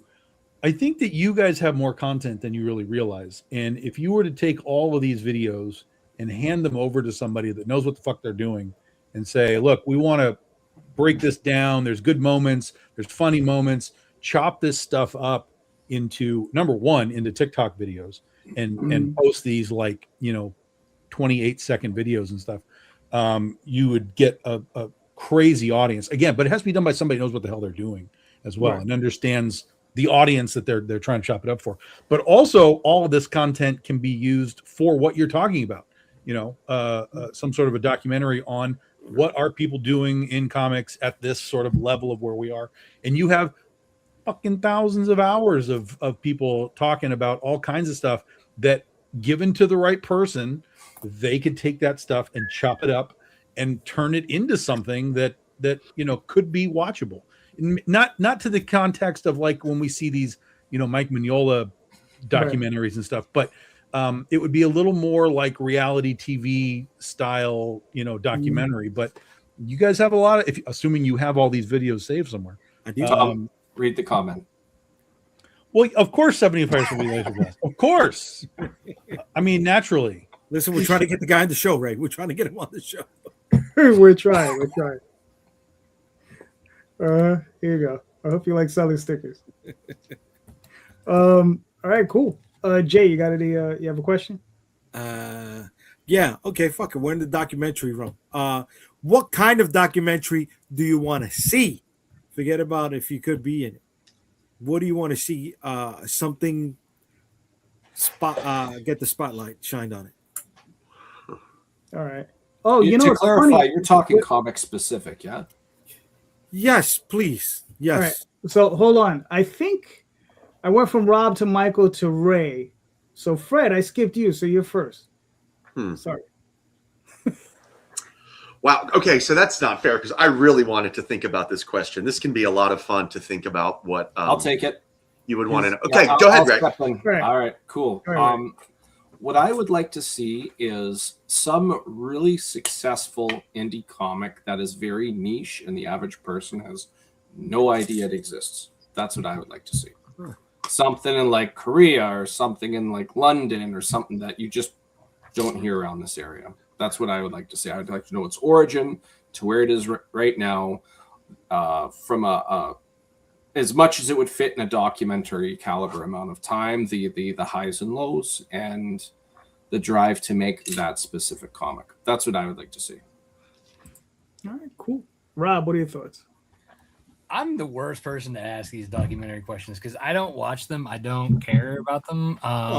But I would honestly though, JD, your idea about the con thing that actually did kind of pique my interest. My eyebrow did go up on that one. So I think you know, just for that, Rob, the day I do set off to make this documentary, I swear to you, you're gonna be the first person. I can't tell you that. Rob, we got to do this interview. JD is going to he's going to steal the idea, and then in the closing credits, big thanks to Jay Rosario. and then at the end, and this was the stick it to Rob. No. What I would do is I would interview you for about 2.5 hours, maybe 3 hours, right? Make you go through the whole thing and give you about 10 seconds worth of screen time. That's fucked up, kid. Well, yeah. That's because for that cut them out. You know what I mean? 10 seconds. That's like getting on a 2 on a math test out of 100. You know what I mean, bro? It's like you tried.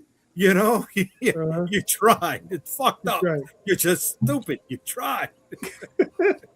Listen. That's all right. It's all right. Michael, and Rob knows I wouldn't do that.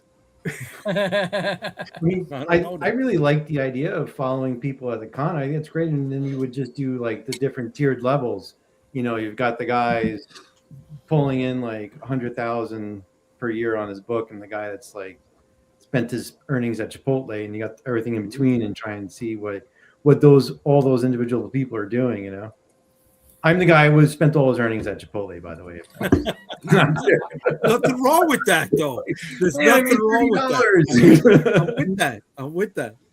I think you would give this idea to a TV exec, and they'd probably turn it into like one of those reality TV competitions where they're like everyone's, you know, like one of those cooking shows. And that would be terrible. The biggest race, except for that would be ridiculous. But people anyway. Like running like across country with like long boxes and shit. Like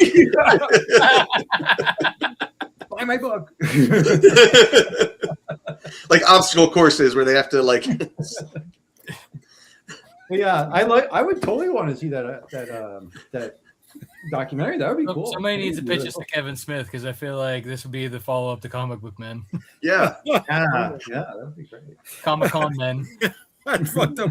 I can see the challenge. All right, do this obstacle. Now you got to run to this table and you got to bag 10.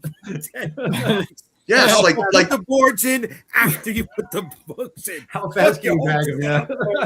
like a comic books American Gladiators. Like, you know, you got to run up the treadmill with your stock and everything, and then like tell you, I would never fucking watch that.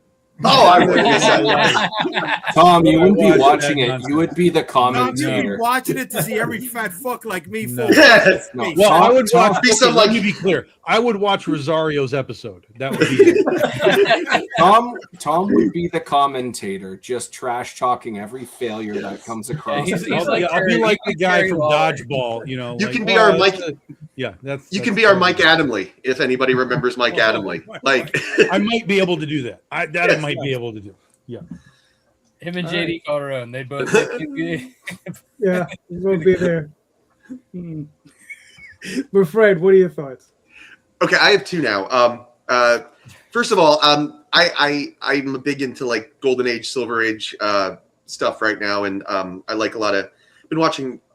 I really watched this PBS documentary on the history of superheroes a lot, and one of the people that I would like to see more about is like Ramona Fradon, being that like she's like one of like the first like female artists, and I just like to know like more about like her perspective, like working, you know, back in the day, like, you know, with all the like I'm sure strong personalities and like the old school of like working in a bullpen where it's like, you know, like 30 people in a sweaty room and everybody's talking shit to each other, and like she would talk about like her place in that room and how it felt, and I would just like to know more what it was like back in the day from that perspective. And I was also always a fan of her like art, like her Aquaman shit was, you know, always sentimental to me when I was young. But the other one, I don't know if I want to see this one, but you talked about like what you would watch, I guess. And I'm a big WWE wrestling fan, and they have a series, not WWE, but there's a show called Dark Side of the Ring, where they like pick a subject matter and they go into like the seedier parts of their past and stuff. I don't know if I want to watch that with comic creators, but I think like, maybe some of like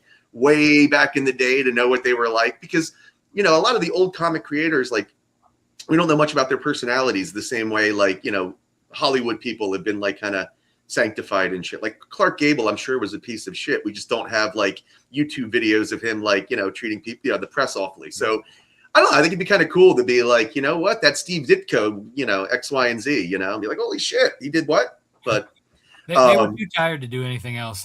Yeah, I was gonna.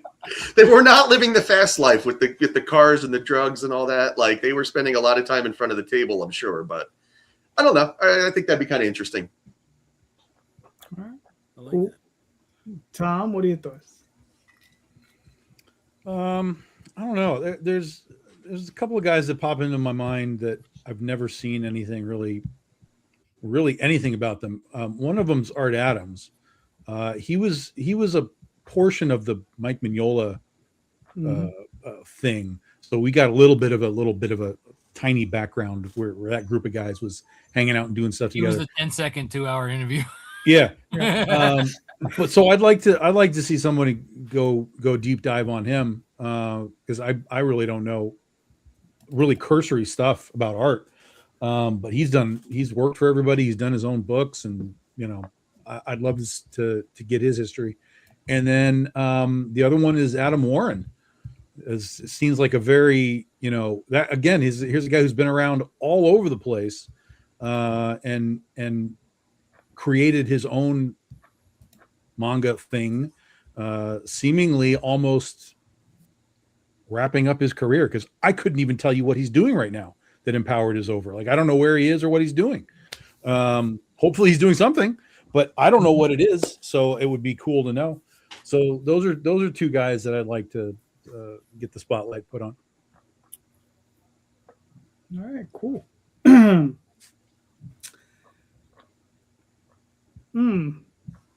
So yeah, I mean, I think the portion of it that I'd want to see would be, like I said, I'm more interested in the art, what creators are up to and what they're doing and how they're doing it and why they're doing it, right? And I'm not really interested. Like, I want to know the obscure guys. Like, I want to know, like, the more obscure, almost the better for me, right? Because people already out there, like Dan Mendoza, I'm sure is a great guy, but he's already out there. People, I'm sure the interviews with him all over the place, so you can see him all over the place. Same thing with Brian Pulido, like, great guy, I'm sure, but okay. But I'd rather experience a dude who maybe put out 6 issues of something and then stopped, and then try to find out, why did he stop? Why did he begin? Right? What caused him to stop? Right? Was this the only music he had in him? Right? Like, why are these things going about? You understand? Those are the things that I'm more interested in than, like how much money you're making, which is fine. I mean, there's certainly a place for that. But, I want to see more about the people, the people of, the people that do these things, because money's money. I've said it before. You really want to make money, go to Wall Street, make money. Go to business school, get an MBA in business, and take your ass down to Wall Street. They'll take you. They'll chew you up and spit you out, but they will take you. That actually, what you said there, JD, actually just another subject matter or a subject that you just triggered. James O'Barr, I would like to know more about, because I don't know much about his life. I know about what led into The Crow, but like kind of what went after and where he went in his career. He's another one that I would be interested in. And there's back. He's also you're not emotional, right? When you do the emotional stuff, he's like, I'm out. This is too heavy for me, man. Yeah. All right. So, I don't know if this is enough for a single documentary. So I'll take a docu-series like Dark Side of the Ring, but Dark Side of comic books. But I want to go back to DC before it was DC and the printing press being used as fucking launder money for the mob. You know what I mean, man? I want to fucking know how that shit went down, right? Give me like, you know, the machines that made us, or the foods that made us, and show me those little reenactment clips with the fucking mom going into the office and be like, yo, what the fuck is going on here? You don't got my money? Fucking print up those funny books already. Come on, let's go. I want to see that shit. I mean, it really did happen. It was legit, right? They were used for that. So I want to know that, you know, or the beefs, right? It was more than just the Stan and Jack, right? It was the Paul Levitz and Jim Shooter stuff, right? I want that. I want to know what happened between Rob Liefeld and Wheezy. You know what happened when he got her kicked off of New Mutants? Fucking give me that shit. Give me fucking comic book beef, bro. Have you ever seen Walt get into his ass about that? That's pretty fucking funny. No, what Walt do you mean? Yeah. He's barked him down a couple times. Yeah. And he can't say shit to Walter because one, he's a fan, and two, he's Walter Simonson. What the fuck are you gonna tell him? Yeah, he won't bring that up, right? He'll bring everything else up on his thing that shines a nice, pretty fucking light on him, but he won't throw a little mud on his face. Yeah, so I got it kicked off because I was young and I wanted to fucking make the money and make the book by myself, right? You won't hear him fucking say that. Nope. Fucking cunt. Well, that should be the name. That's the name of your show right there. Cunts in Comics. No, see you next Tuesday. No, it should be Comic Cunts. Comic Cunts. Comic Cunts. I mean, because if you're gonna do the good, you got to take the bad too. You know what I'm saying, bro? And like when somebody own up to it, own up to you being fucked up, and you can be respected just a little bit fucking more. You know. And at the end of the episode, like if the decision is that they're a cunt, like you stamp them like in Half Baked. Oh, I like cunt. that. No. You close the file. And then you stamp it on the file. Cunt. No, we call it and if comics, they're really dastardly, fucking cunt. You know what I mean? Comics united through negative toxicity. Love that, Ray! Yeah, baby! We have a contender for a docu-series. First and foremost, I think, Jay, you should be narrating this stuff. You're so emotionally invested. But I think all of us would be able to give some 2 cents. Not anything like legitimate information, just to keep the antagonizing going, and then bring in the experts, and then you just, well, I heard Fred Schwartz said this. You'd be like, who the hell's Fred Schwartz? Screw that guy, and then just keep it going. I'm in. You just want to hear me say cunt. You fucking cunt. You know what? I would consider that a bonus, but I'm still in.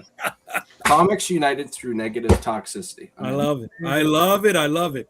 We all get like shirts with like C.UNT, like whoa, that's a little crazy. Let's not get no. We do that in the Star Wars font with the yes, with the block around it. Yeah, that shit. Oh, but we do it in reverse because the T's on top. You know what I mean? So instead of the gap on the bottom, the gap is on the. Oh, this is coming to fucking together, yes, right? Oh shit! And this is live. It's got an FTP stamp on it. This motherfucker is legal in court, baby. Yeah. So we're all 1/9 owners. So, we'll call it in that case toxic negativity in unification through comics, or like the reverse. There you go. I'm gonna stop that joke now. No, it's. I just can't wait till it gets really big so we can like segue into like plushies. What the hell kind of plushies are you That's thinking? Gonna be a weird plushie. Under Yeah. that logo? Oh no! They're not called plushies. They're called bushies. Holy shit! You can't fucking make this. I'm gold tonight. I'm fucking gold tonight, baby. Wow. All right. Very, very good, Jay. Very good. See, even French Dog agrees with me. He got through the fucking mute. That's how fucking good this shit was. Tom, I'll lob it back to you. Do you have another one or no? Okay. Can't follow up after that, I see. All right. It's like the roller coaster. We're gonna go up. Tom, you ready? No. There you go. All right. All right. So let's. I got a simple one. No, I'm not gonna ask that. You did 4, do 3. Fucking Rob. Hey, Bushy is a hard act to follow. Sounds like an award that you get, like in the adult film industry. All right. All right. Number 3. Would you be open? And well, whatever. Would you be open to doing a crossover with your characters, however you want to phrase it, or have you done one? With who? And how did it go? And how did it benefit you? Right. Rob, we're back to you. I'm working on one with David Byrne, with Snowpaw and his Jessame character from Steak. So it's going slow because we both are very busy and we launch a lot. So time has been difficult, but we have cover art already. We're just and we have a story plot line. We just need to actually get down into the nitty gritty of getting together and writing the script out and agreeing on certain points. And I mean, we already have artists lined up, ready to go for the interiors, and I already have a Kickstarter page up for pre-launch. Nice. Okay. So. All right. Nice. Michael, what are your thoughts?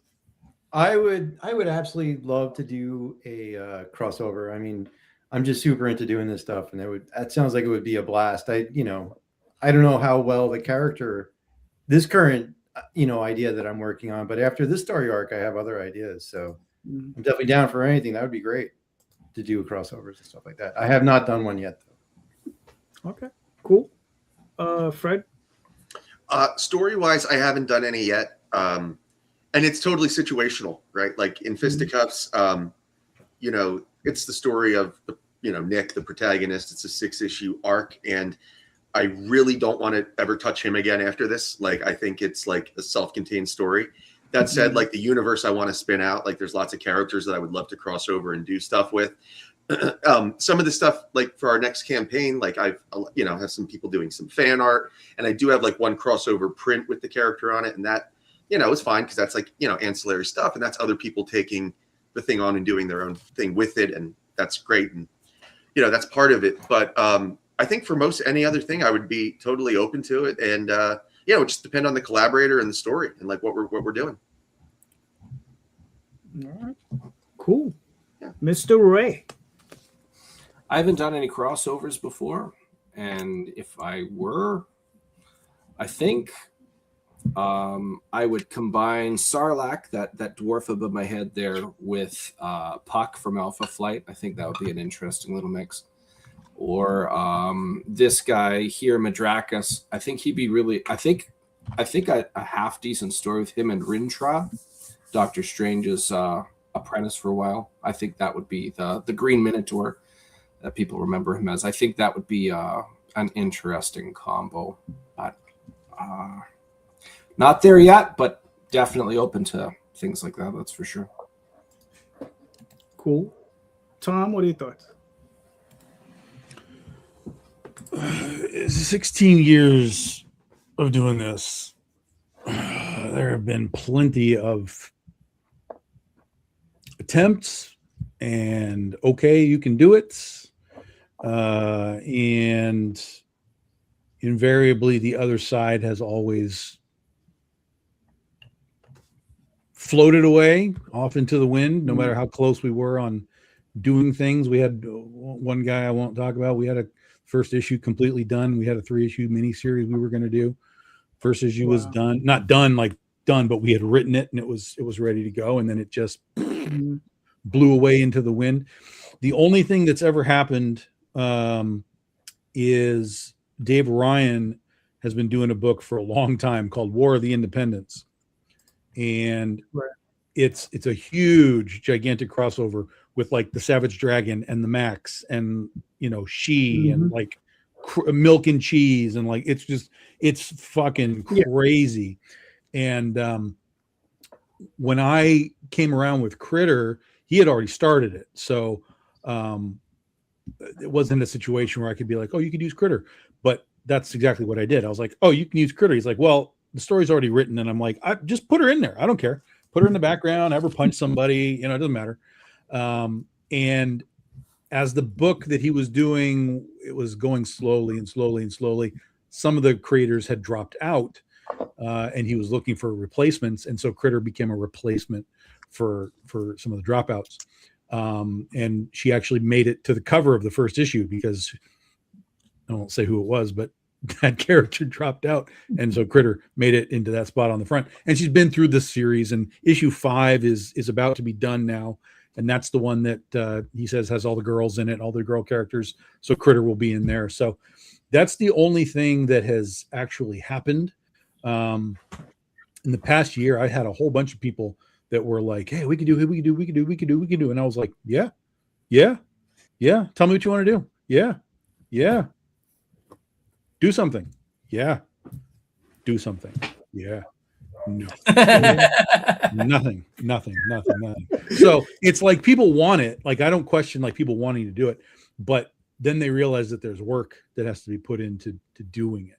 And that's where everybody starts to stumble. So I have some pitches for some people that I might throw around at some folks. I did throw one to Ben Dunn, which he was interested in, and then he came back around and pitched one back to me a different way, and I was like, oh yeah, okay. So there's possibilities in that regard, but then there's other creators that I know that I have some thoughts that I'm going to throw out to some people, and then it's just a matter of, and again, I don't want to like crap on all these guys that were like, let's do something, because everybody, it's all time, moment of time, this, so and so and so and so, and it could all come back around at any point, and they'd be like, oh look, I wrote a script. I'd be like, oh, okay, let's go. But I'm open to it. I've always been open to it. I mean, there's really only a couple of characters though for me, because a lot of my characters are very like contained in sort of their own bubbles. Like, we're not going to be doing anything with Dorothy Gale and Oz, that kind of stuff. They're very much in their own bubble. But like if there was stuff from like Critter or whatever, something along those lines, people have talked to me about, using Joan of Arc. And I'm like, yeah, we can make that work, because those are a little more wide open spaces. So opportunities there. If anybody wants to actually do some work, we could potentially make something happen. There you go. Mr. Rosario. Yeah. Oh, I'm sorry, Fred. What were you going to say? Oh, I just had a question. Like, when you're saying about like the collaborations and people going to you, is it that they want to take your character and use it in their own story, or is it that they want to like produce something alongside of you, or do they like, what's the implication when they it varies. Some are just like, I mean, in general, most people understand a crossover as let's do an issue that's a crossover for both of us. Like, this character and this character are in an issue, we tell a story and we get out. That's it. One shot done. Yeah, like a one shot. Yeah. It's obviously much easier if, like, for example, they had a superhero universe and they were like, hey, can Critter like appear in the universe? Be like, yeah, we can just, figure out how you want to put her in the story. That's fine. That would be easier. But most of the time it's like, I've got a character and you've got this character, and let's put them together and tell a story with them. And I'm like, yeah, okay. What do you have in mind? Tell me what you want to do. And then it just kind of goes into the wind at that point. There was one that was really close. I mean, like, we were really, really close. It was a great crossover. It was a great sort of the pairing of the two types of characters was like really nice. Right. Really nice. So I was really kind of bummed that kind of fell apart, but it is what it is. Interesting. All right, cool. Jay, what are your thoughts? Yeah, no, like Tom, doors open. You want to use any of my stuff? No problem. I got three rules. You can't kill them. No porn, and you gotta do offset printing, so I could buy a whole bunch at cost and use them as stretch goals and add-ons and bonuses to any of my campaigns or conventions. All right, I won't charge you. I'll just let me buy the books at cost, right? Let's me contributing to a couple hundred copies. Let's rock and roll. All right. I mean, with the exception of the third one, which I think is a good rule, the other two can never work with you. First thing we do is we have it on the cover. We're walking over the Interceptor's grave. Like cover. Cover. What if it's a tease? It's a tease. You know what I mean? That's just the beginning, and then the plans I have for Vicky Sticks. Forget about it. Don't give it a ring. Don't give it Pulp Fiction. Come on, kid. Come on. I mean, especially if she has replaceable body parts. Come on, endless. Yeah, I got a great idea for a crossover about this character called Bushy. It's really kids. I like that. All right. What's funny is that so far I've done one crossover with Oswald, and is with Daphne. It was very easy because she's my wife, right? But we did a crossover with her and her character, with him and her character, Ego Raven, and it worked out fine. And it's something, I would be interested in doing and maybe exploring in the future. But again, it's one of those things where it's like with that particular character, it has to be a very specific thing, because I'm not gonna have him running around with superheroes for the most part. It's gonna be one of these things where it has to be like, all right, what type of fantasy setting do we have, or something weird like that we can put him in, that would work for everybody. Although Interceptor and Oswald would make for a nice homage to one of those Jackson 5 cartoons with Michael and Ben. You know what I mean? It would be great. Jackson 5 cartoon. Wow, that's old school. Yeah. I remember really hating yourself. Yeah. Gosh. I mean, it's trending right now. You know what I'm saying? It's that's true. It is trending. That's true. It's trending right now. Come on, kid. All right, gentlemen, thank you. This has been awesome. All of you guys have been great. Let's start with Rob. Please, where can we find you and your work, sir? Yeah, you can find me at Facebook, X, Instagram, and pretty much any social media. I have at Lone Wolf Comics, but I'm only active on those three. That's why I mentioned that. And same at Rob Multari, those three, and lonewolfcomics.com. You can go there and you can learn about my titles and get back issues. And then snowpod.lonewolfcomics.com will take you to that very long Kickstarter link for Snowpaw Volume 1. Cool. Very nice. Michael? You could find me at conradvancottonmouth.com, and all the socials are linked to that page, but they're essentially Conrad Van Cottonmouth, I think, with the exception of Twitter. But yeah, conradvancottonmouth.com. Check it out. Very nice. Fred? You can find me at Schwartz Art LLC on all the big socials, Facebook, Instagram, Twitter, and TikTok. www.schwartzart-llc.com. And of course, the Kickstarter link that we shared earlier. We're going to have a bunch of announcements about the campaign coming this week. So, please support and follow, because, it's been like 6 years now. I've been expecting my life to start, and it's getting a little fatiguing. So let's help that out. So thank you. Very nice. Ray? You can find me on Facebook as DM Ray. You can find the Madcaps Facebook page as well. You can also find me on Instagram as Raymond the DM. But most importantly, check out my Kickstarter, live right now, already funded. When we hit that next stretch goal, there's a real cool thing. It's a secret stretch goal. And back right now, so I can show the cool thing. I'm very excited to show it off. The cool thing, the cool thing, the cool thing. That's all I got to say. Cool.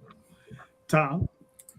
BigDogInc.com. Get your books. We'll be doing Goth Day May 22nd, and then rolling in June and July is when we'll be at Comic-Cons, literally coast to coast this year. Cool. Jay?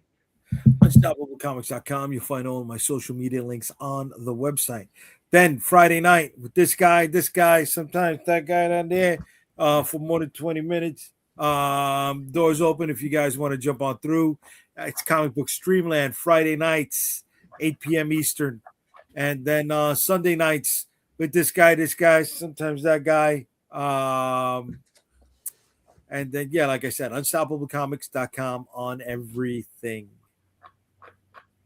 All right, cool. So you can find me on Facebook, Twitter, Instagram, all those different places.